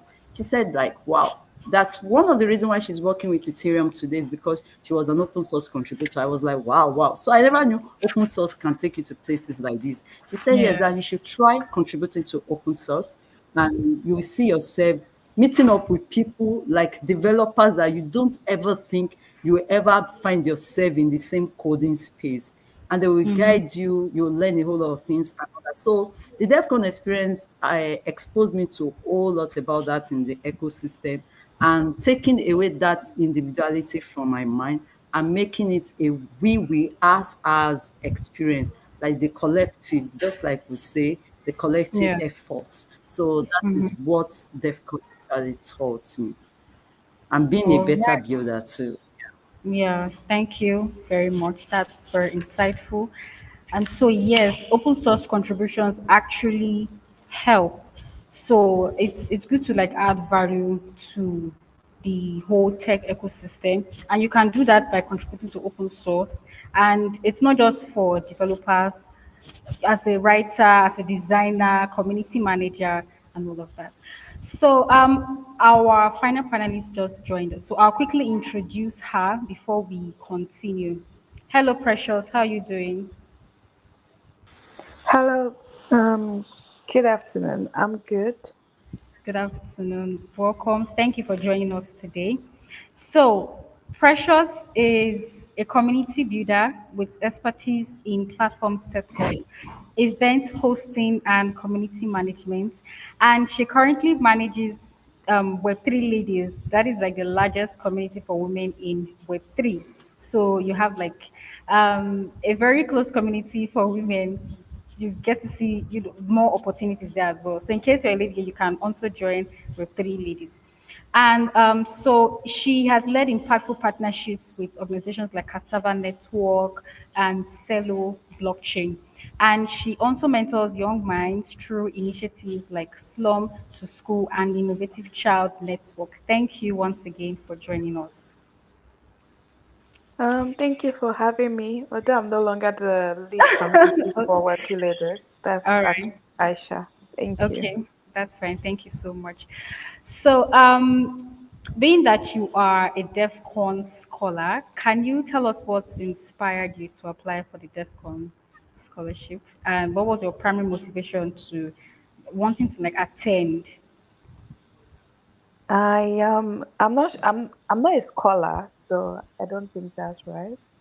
Okay, I or didn't go to DEFCON as a scholar, right? But that's fine. Um, I attended DEFCON because I wanted to be at the conference. I okay, tried attending the previous year, but we were not able to like make it. because of visa restrictions. So this year I decided to like attend again, right? This time probably to get the whole experience. And yeah, I've always loved going for global conferences and being at, just traveling in general. So DEFCON just Yeah. provided the right opportunity to be there. All right, that's good. That's nice. So, going to your application, what did you think stood out for you that made the selection committee accept your application? Because we have other persons here that would want to attend DEFCON. So maybe you can share tips, so people can pick it up and work on for subsequent DEFCON applications. Okay, I think I don't know. Maybe there's been there's been a miscommunication somewhere, right? So I'm not a DEFCON scholar, first of all. So Ethereum Foundation did not sponsor me to attend DEFCON, right? Okay. But I will try to explain it to people who would, with or without Ethereum Foundation, that probably want to go to DEFCON Attend, because yeah. Ethereum Foundation cannot sponsor all of us. Mm-hmm. I have applied to be a scholar before. That was last year for DEFCON Istanbul, and yeah, I made it through the interview stages, right? But I Mm-hmm. didn't make it as a scholar. I wasn't, selected as a scholar. But making it through the interview stage, first have a very engaging application process. You need to do a video, talk about what you've been doing so far. Mm-hmm. Not making through the interview, probably they wanted more developer focused minds, right? Mm-hmm. So you probably need to have some coding experience somewhere or be building something, right? So moving down to people who want to attend DEFCON without scholarship or sponsorship. Getting a Yeah. scholarship or sponsorship is nice from Ethereum is good, but there are also other ways to attend DEFCON without being a scholar, and the tax bracket or the number of people who make it to being scholars are not more than, I'm not sure they're up to 100, if I'm correct, right? So DEFCON can sponsor everybody, but there are other scholarships that people should probably look out for that are, that will also get you to DEFCON. Each and every way, the experience is what you get, right? And there are a lot of hacker houses that I advise that people should apply to. Lots and lots of hacker houses through the whole processes. You have thousands of them. So if you're probably interested in learning with maybe Starknet, you should apply to Starknet Hacker House. If you're planning, there's something called Zoho House. They are very amazing. It's a very amazing hacker house. You should apply to that too. So depending on what you want to learn, also Oxford Society, as well as a couple of brands come together to like sponsor people. So Oxford Society sponsors some Nigerians, right? Brought them here, paid for their flight and maybe not flights, but accommodation and all of that. So you should probably look at those companies that have hacker houses and then apply to them. I so AOC, Africa Unchained Collective, also had a sponsorship bracket too. Do you understand? That sponsored people. So we gave like 1,000 in grants to people that wanted to attend from Africa. So again, the application process is easy. Look at the form, submit your request, be active in the community. Let us know if Pablo is here. So Pablo will probably talk more about it. So AOC gave like 1,000 USD to like everyone, about not everybody because we only sponsor 20 people. That's why I said it's quite diverse. Look Mm-hmm. at a wide range of people sponsoring. So if you're a lady, Hadao sponsors people. Hadao sponsored how many women, and they were in China building things for like months. Bera Chain also sponsors people. They call it Barabadi's house. So they had this villa. So there are different people sponsoring people with different projects, depending on what you want to build. Do you want to build a million? Do you want to build with OBOL? Do you want to build the Stacknet? So look for the hacker houses, apply to them, and you get accepted. Sometimes they come with flights, sometimes they do not. So look beyond Ethereum Foundation because yeah, Ethereum Foundation is good. They are the lead organization, but Don't just Yeah. focus on saying, "Oh, I want to be an Ethereum scholar," and you miss out of the bigger mark of all the hacker houses that are open to you to like apply for. I Mm-hmm. think that's like what I want to point out, right? So, Okay. yeah. Yeah. Thank you. Thank you very much. So, Pablo, as a community builder, how did the DevCon experience help you understand the needs of the Web3 community? Yeah, so number one, I was fortunate to attend like let's say three different series of events at Thailand.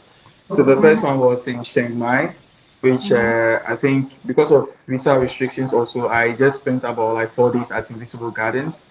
Then the other one was the DevCon itself. Then lastly was It Global, right? So Yeah. I attended in the series of these events.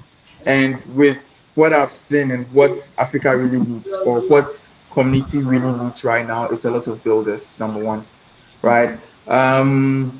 We think we are building a lot, but then when you go into the global ecosystem, you realize that you need to build 10 times harder, right?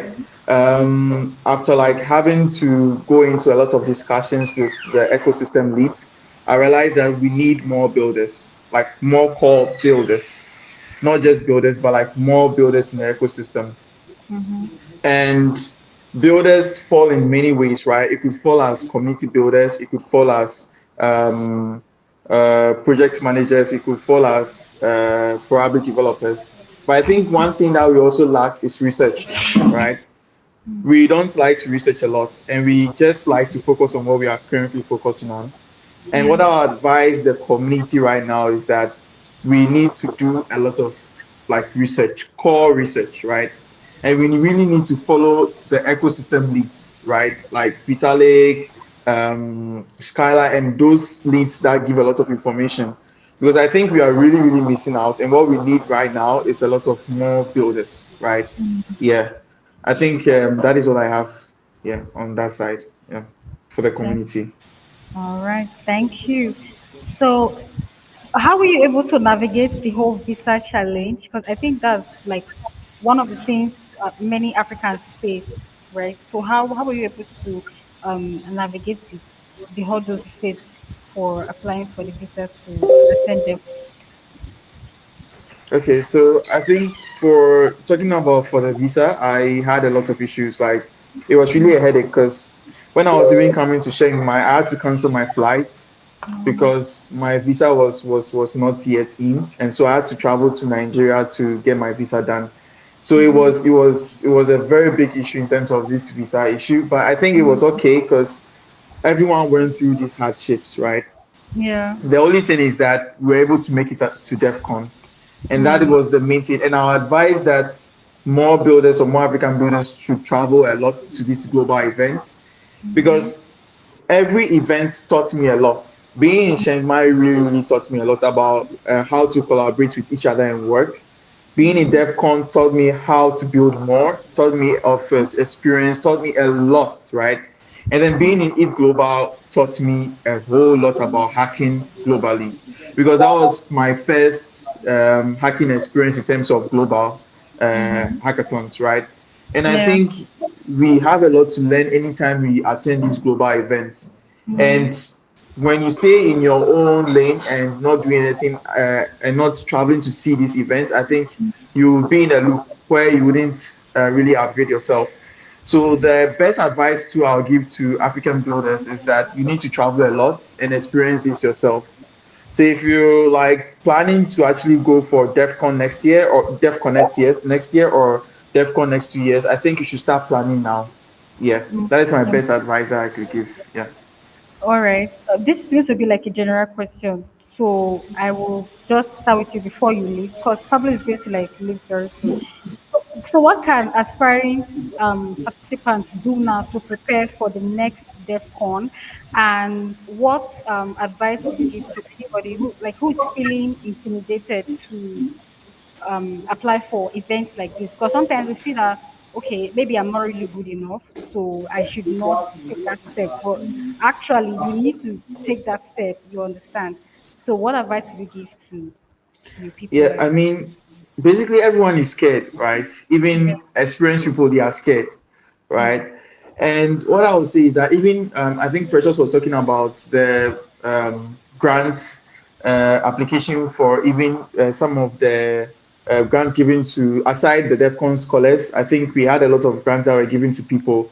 It was just about just applying and trying, right? It wasn't about how good you were, right? So even for the AOC, I think we gave it to most people that applied for AOC application, and most people that got their visa got the grants from AOC, right? Yeah. And so for me, I think it's more of like just trying and more of doing a lot of work, because if you're a builder, if you call yourself a builder, I think as you were saying that you have to do more of like open source contributions, you have to do more of like committing, you have to make sure that you upgrade your profile before the time, right? It's very needed.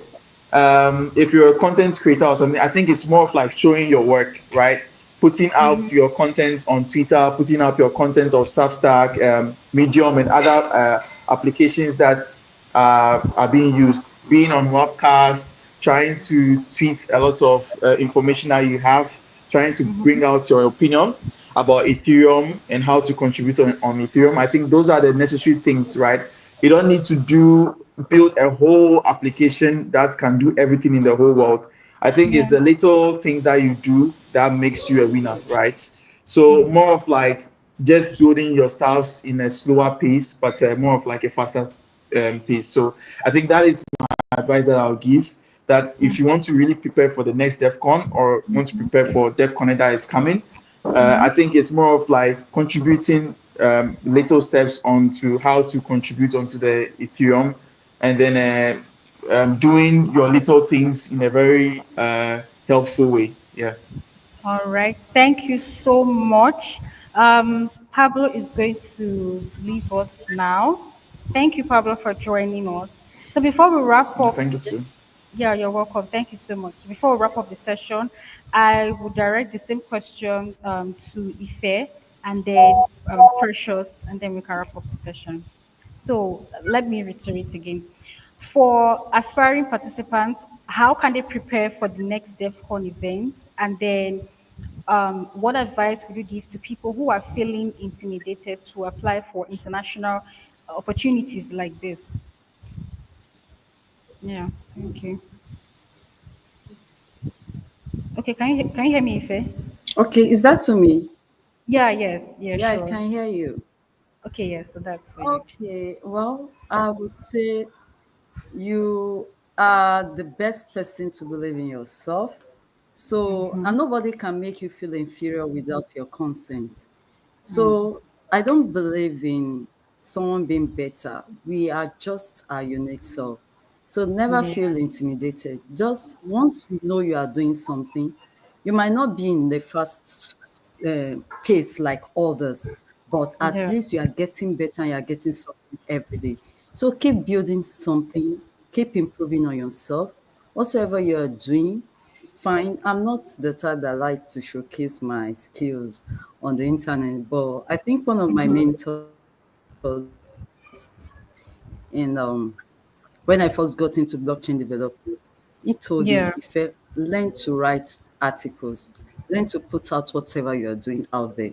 You don't know where it might speak for you. And honestly, he never made a mistake telling me that, because I've got a lot of references, I've got a lot of recommendation from what I've written out there and all that. And people will just reach out to me like, oh, you're a developer. Can you do this? Can you do that? And that's just how I just get some picks and all that. So just keep on building and put yourself out there the best way you can without being fake. Just being yourself. Just yeah, put yourself out there, and you don't know who might be watching out for you. I've had a lot sure. of recommendations that I never applied for, all because some have seen what I did. So let's just be that. And like, I always love my gender. We can do better than this. Let's push out the men from the tech space. It's not all guys are yes, yes. I love to see men, as in I love to see my gender doing better things in development. And Yeah, that, I don't want to, whenever we are in a tech gathering, whenever I attend them, conferences, people just assume, they just say, oh, you are okay, you're a designer. You just feel that me females, we are more of designers, we are more product Mm-hmm. managers. Fine, we may Mm-hmm. not all code and all that. But I love to see that we can do better. Let's show them that, see Sure. what a man can do, we can actually do better. Sorry, Okay. the agenda. I'm not intimidating you. I'm just, It's this is just what I okay. love to do. So that's it. So that is one thing I would just tell a Deaf Connect scholar that want to apply. And we can't all be Deaf Connect scholar. Sure. Just like Precious has said, you can apply to all other means, through other means. I know people that went this year that were not even sponsored by Interior Foundation. They were sponsored by Mm-hmm. other. You have Aka's house and all that. So many Aka houses are ready to sponsor you. Sheffield, Ada, all these, especially a lot of them are even encouraging the women, the female Yeah. gender, to Yeah. attend events like that. So you can also use that. This is a time for you to start spreading your tentacles.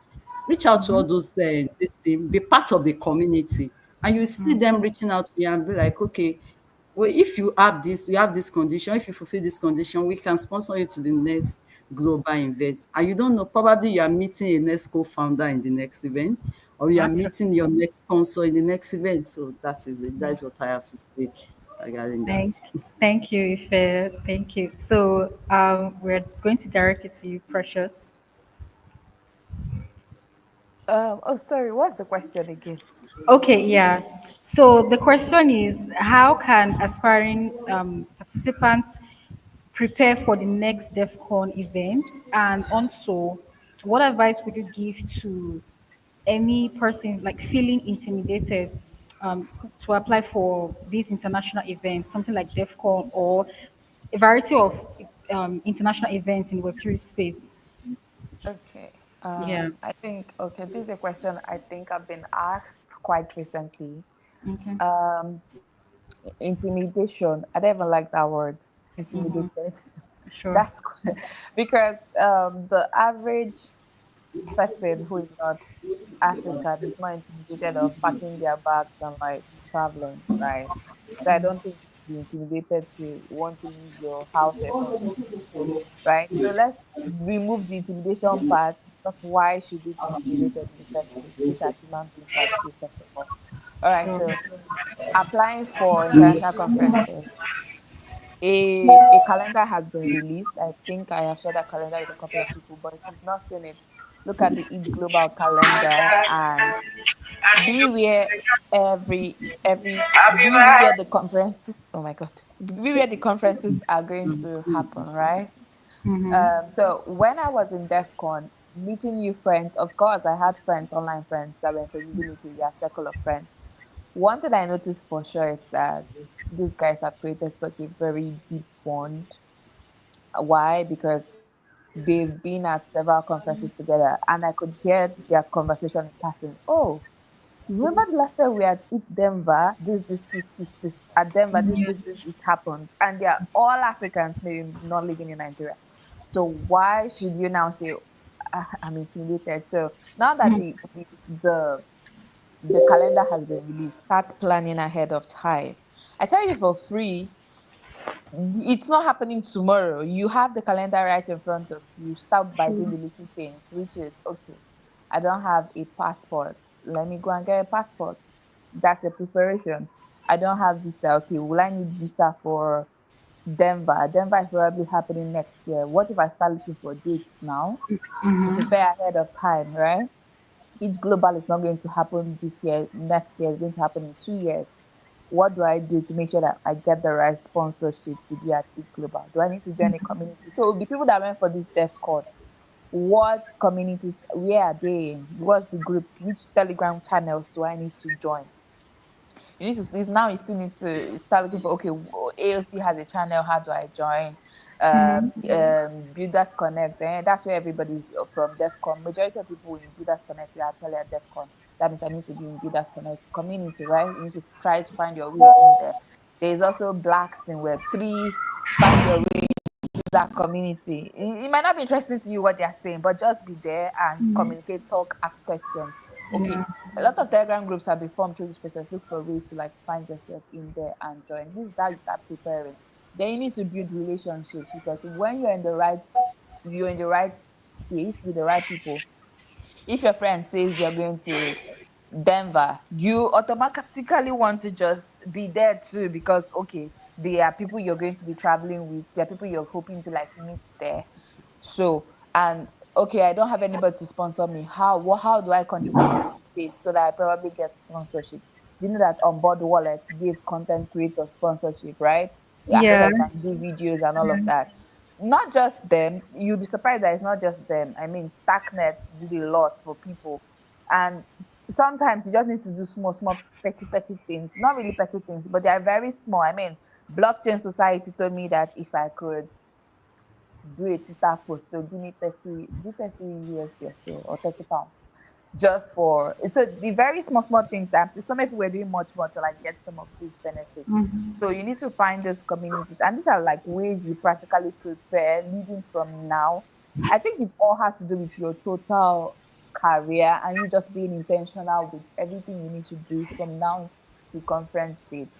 Okay, I cannot be at the big conferences. What about the one happening in Accra here? Accra by bus is how much? Have you found out? Right?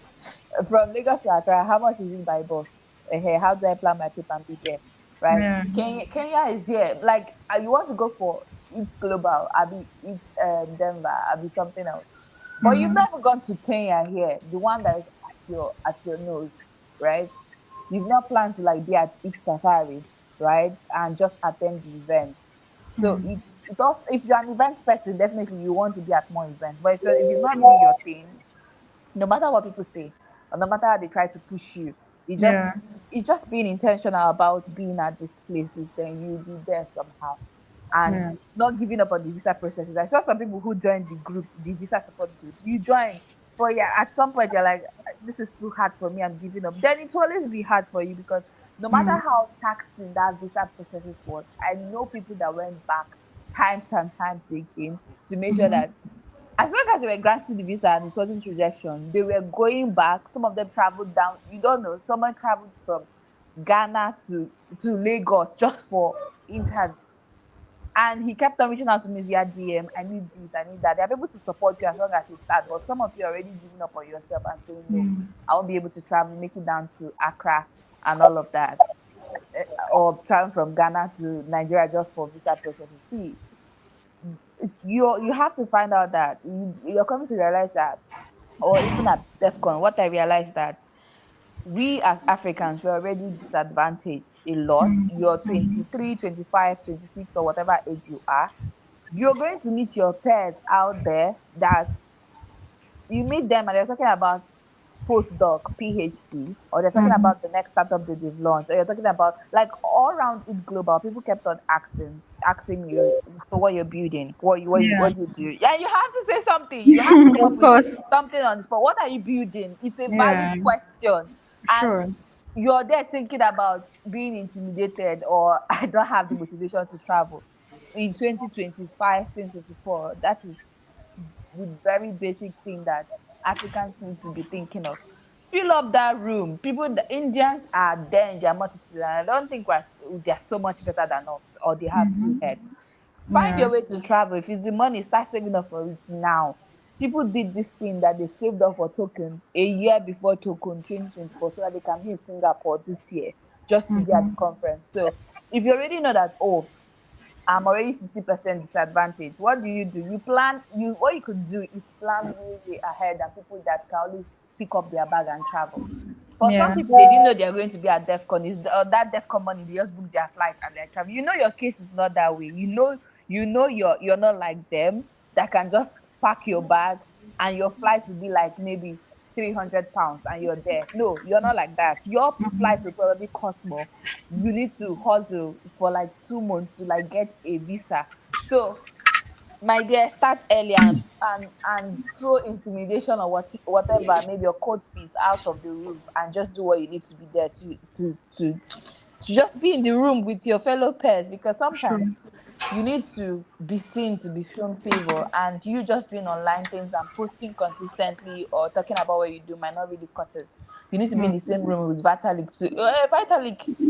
You might not see your life, but he'll see you in person, right? And as Yeah, well as all the true. connections that you probably need to get, you need to be there in person to like make those amazing connections. So yeah. Yeah, sure. Thank you very much. Thank you. So I hope we've all learned something. Like they said, continue to work on your skills, build your skills, but then take another step. Start preparing for the events now. Denver, Eat Global, Eat Safari, Token, join communities and also contribute to those communities as well. Don't just join them and then you're not doing anything. Try to contribute to open source as well for developers too. You can, when you go to the repo, you can check like the issues section, and then there will be like lots of issues that you can contribute, so you can just pick the one that you can do and then make contributions.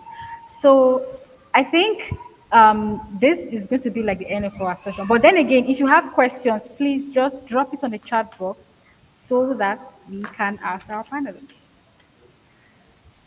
Okay.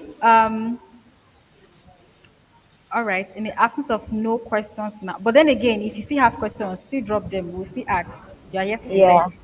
Yes. I So think thank someone you. asked the question. David Okay. asked the question, how do we start contributing to open source? If anybody Okay. can talk about it. Ife, you spoke about open source, right? Yes, I spoke about open source. Okay. Like Right.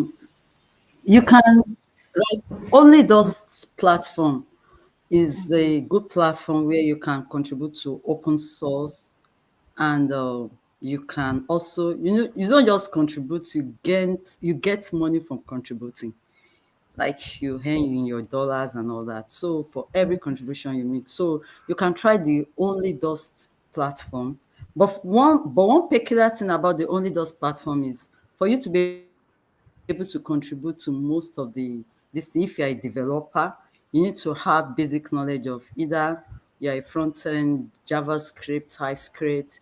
Then if you have to do the back-end aspect of it, you need to know Cairo, you need to know Rust, and you need to know Python and that. So if you feel it's something you can find your way through, because the first time I contributed on only those platform, I had little knowledge of Rust, but I gave it a shot.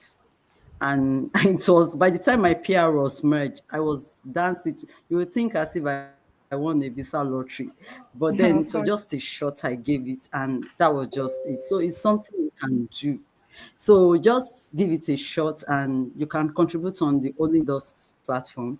And why contributions there, they are not just for free. You get paid for every contribution you make. And you can also contribute on Cello. Yeah, you have open source contribution on Cello. You can also contribute on Ethereum, this thing, code basis. All these are places where you can do your open source contribution. Thank you. All right.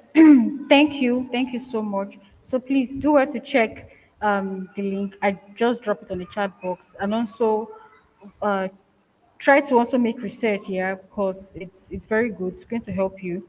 So we have another question. I think Precious, I'll direct it to you. So Gracious is asking, how do we learn speaking engagements? Okay, speaking engagements, most of the time they always have you can apply to speak at DevCon, right? Okay. So there's a speaking slot and you submit in a good. So speaking engagements, it doesn't just fall on people, right? People apply for almost all speaking engagements. Do you understand? So you Yeah. become well known, then people can now reach out to you. But most of the time, even Oscar Fest, Step Fest, you apply to speak at them, and if they like your topic, they bring you on board. Do you understand? Even Yeah. down to DevCon. And another way is reach out to the organizers. You see something you want to talk at, you could send them your profile and tell them you want to speak at the event, right? That's like another way to like do it. reach out to them. Like I think for some events that we're interested in at DevCon, if they need a panel, sometimes people are even looking for panelists for their events. So that's one thing about joining these groups. Just tell them that you could speak at their event and Okay. they like add you to it. So that's another way. Okay. All right. Thank you very much. Do we have any more questions before we end this session? Okay.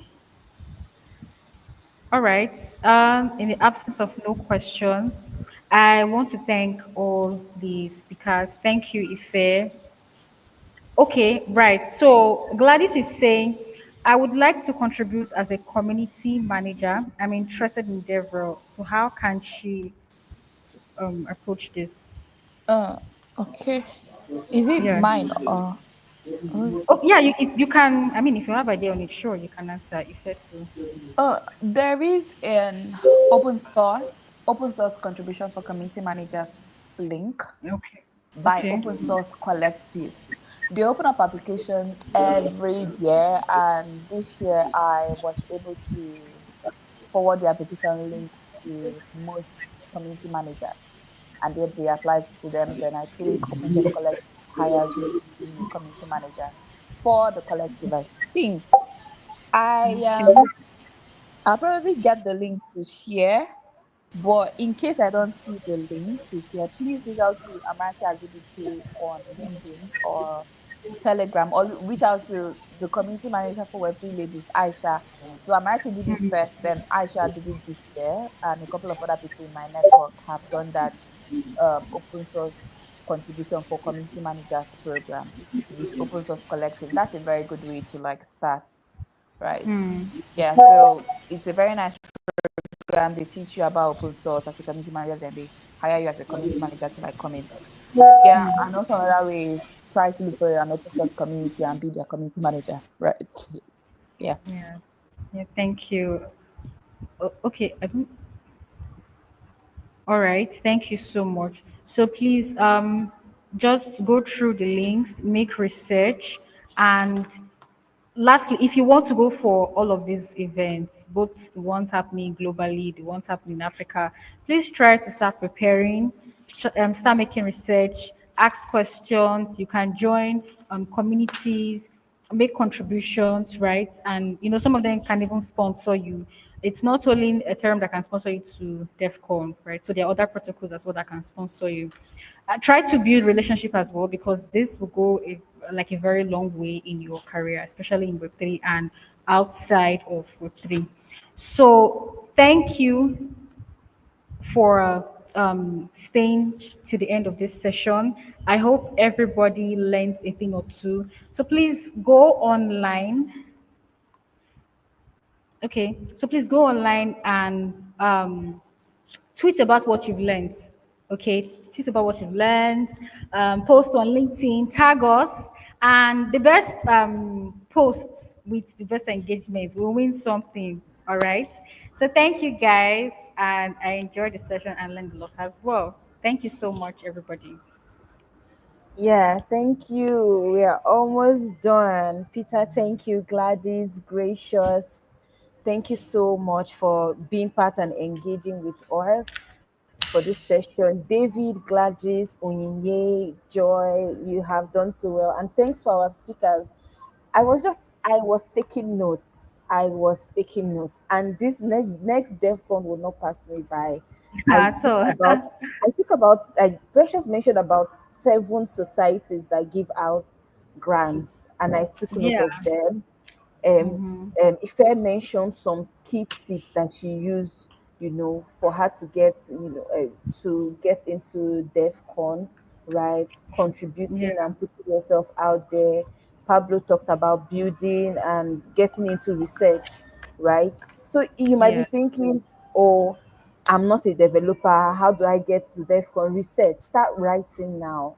You know, it's Denver is next year. You can start writing now, then start putting your writing out there, and then start applying. So our speakers did amazing, and we have the last session, which is a game, right?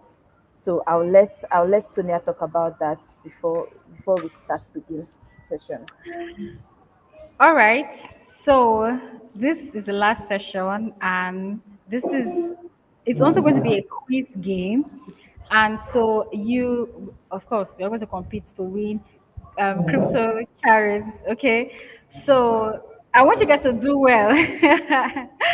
All right, so I'm going to share the link of the game on the chat box so that we can all join. I will be participating in this one, so you guys get ready. I don't want to.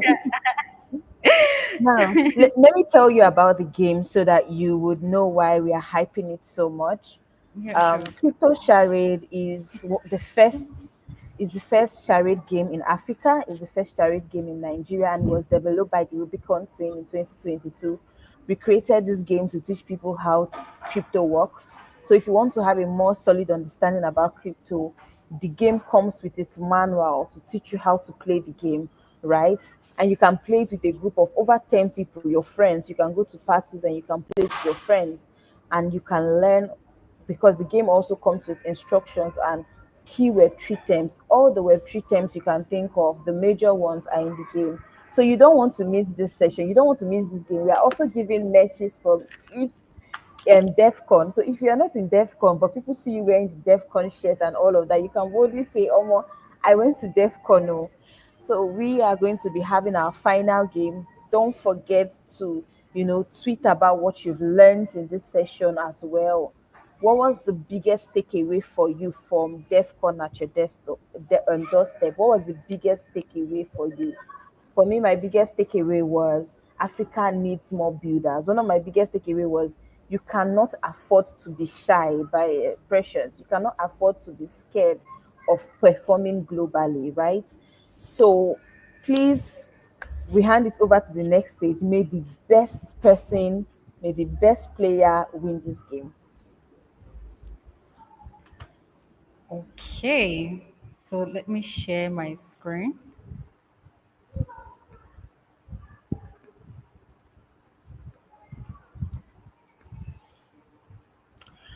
Or I need more people. Four won't do, please.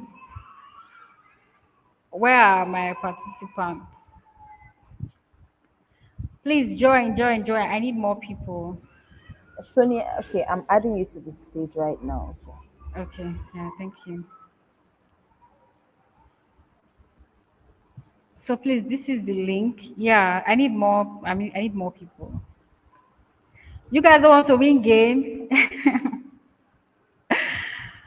All right. So let's Yes, just we wait are a 10 people little. here watching.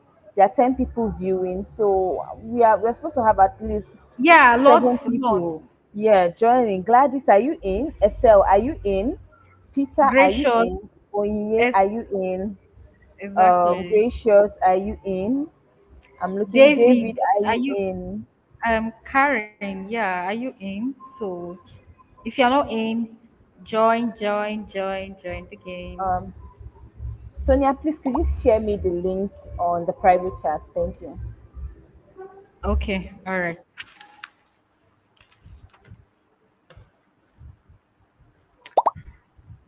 Okay, six. Yeah, I need more people. Make it 10, please. Okay. Thank you, Oye. Thank you, Gracious. Everyone who has joined, thank you. 8, yes.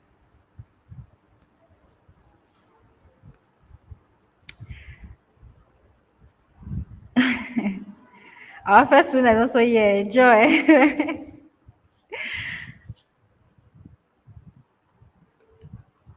Okay. Yeah, thank you, Gladys. I can see you. Thank you. So we are going to start very soon.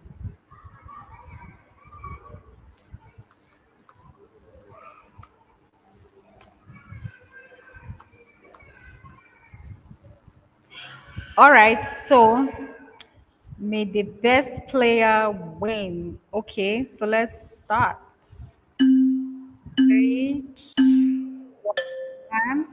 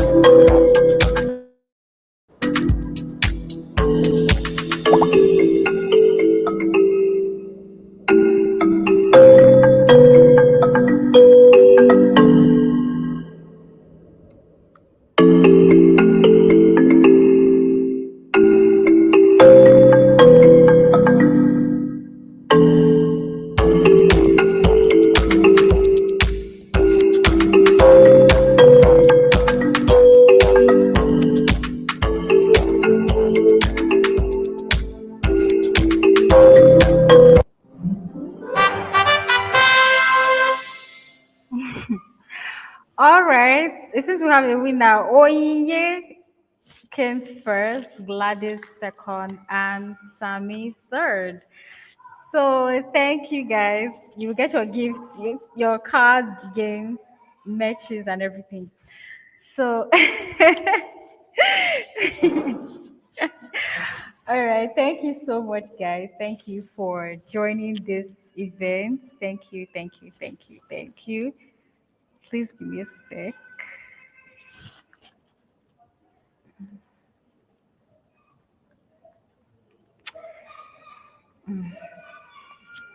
Thank you guys once again. That was amazing. Congratulations, Onye.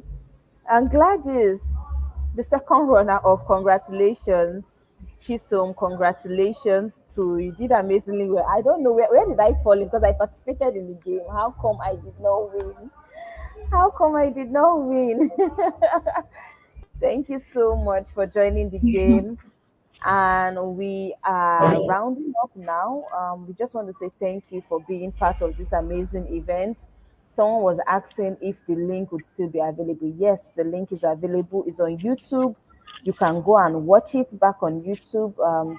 We are on. You can watch it via the link. Go back and watch it. Make a tweet on Monday. You can talk about your experience. We are still on, and we have a community on Discord. We have a community on Discord that promotes everything about Web3 and Ethereum and blockchain. So if you're thinking about starting a career in the blockchain space, we are here for you. We are here for you. Remember what all the speakers said. Nearly all the speakers who spoke today were female. And it shows you that even if you're a lady and you don't have any idea about Web3, it's not too late to start. It's not too late to key in. It's not too late to join. Um, I don't know if Joy can, talk more about our community and our school of training and how. No, sorry, Sonia. This question is for you. How can people participate in the school of training? How can they join our school of training? What other types of training classes and sessions do we have for them in upcoming months? All right. Thank you all once again for joining DevCon at your doorstep. And I'm sure everybody learned a thing or two. So, yes, for our School of Training, we host classes and then we have diverse topics because we know that we have different talents in our community. It's not just for developers alone, right? So we have designers, we have writers, project managers. It cuts across all areas in Web3. And so we host classes across these areas. We are currently having a class this Saturday on building Web3 games, right? This period, gaming as well in Web3 is also moving, you get. And then it's not just for developers, right? As a designer too, you can also be a part of classes like this because you are going to learn something very important. As a technical writer, definitely you will learn something. So all of these things are done to help our community members to grow their skill set as well and stay like ahead because in Web3 there are new things that are always coming up. So that is why we host all of these classes to see that okay, people in our community, they are learning and they are improving their skills, staying ahead of the curve and all of it. So please, when we have classes, I want you guys to join, right? Because you are also going to learn and get to connect with the tutors as well, right? So please, this new class that we are going to have, how to build a Web3 game, I want you guys to also join as well. It's going to be very, very interesting, educative, and all of it. So thank you all, and that's it from me. Thank you. Thank you so much. Thank you. Joy, I don't know if you could talk about like our projects that we are running, the upcoming project, blog gigs we are running, and how we also work with people through hackathons. Hello, Joy, are you here? So I'm just going, Okay. yeah, I'm just going to talk about that. We have we have a pipeline by which we help people to get jobs, right? It's not just learning, but you also get jobs through our platform.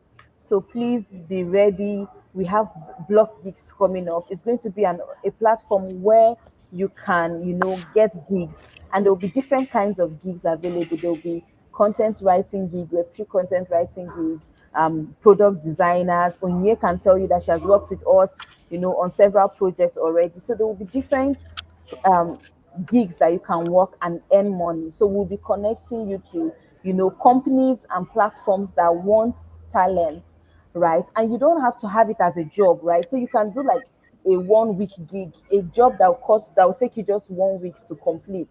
Some companies might want you to write articles, some might want you to do stuff, and you get your money paid in crypto anywhere in the world, and you don't have to even travel or do anything. You get paid in crypto once you're done with the project. So we are very excited about what we are going to be building. Please, if you're part of our community on Discord, say yes, I am. Just click yes, I am, because we'll be sharing about blog gigs, about the community on the platform, right? When Blog Geek is launched, we are going to be sharing it first to our community members. When we have jobs, we prioritize first our community members, right? First, before we give it to anybody else. We do everything mostly in house. And I just want to thank you guys again for joining this beautiful session. I really want to hear about what you've learned so far. So if you could make a comment about what you've learned on Victor's SL, Chuku David. I'm so excited to have you guys. Did you learn anything throughout the session? What did you pick out? Is there anything that you'll be implementing? For me, I'll be implementing what they spoke about in the DevCon experience. I will start preparing for it Denver and DevCon 2026 from now on, right? I will start preparing for it. So I'm just going to share again our Discord community so that you can join, and you can always come back to watch this video on YouTube. Thank you so much for joining in. Please don't forget to tweet at us. Can you share our Twitter handle, Sonia? Please share our Twitter handle so that they can join us. So this is our Discord, so you can join Discord right now, and you can join Twitter. You can follow us on Twitter. Tag us for all your tweets. Take a screenshot to show what you have learned so far and share with us. We can't wait to have you for our next section, which will be happening on the 30th of November, which is our game session. And with that, DEFCON at your doorstep 2024 is having the final wrap. Thank you so much for joining. I'm so excited, and I'm so glad that we are all able to join.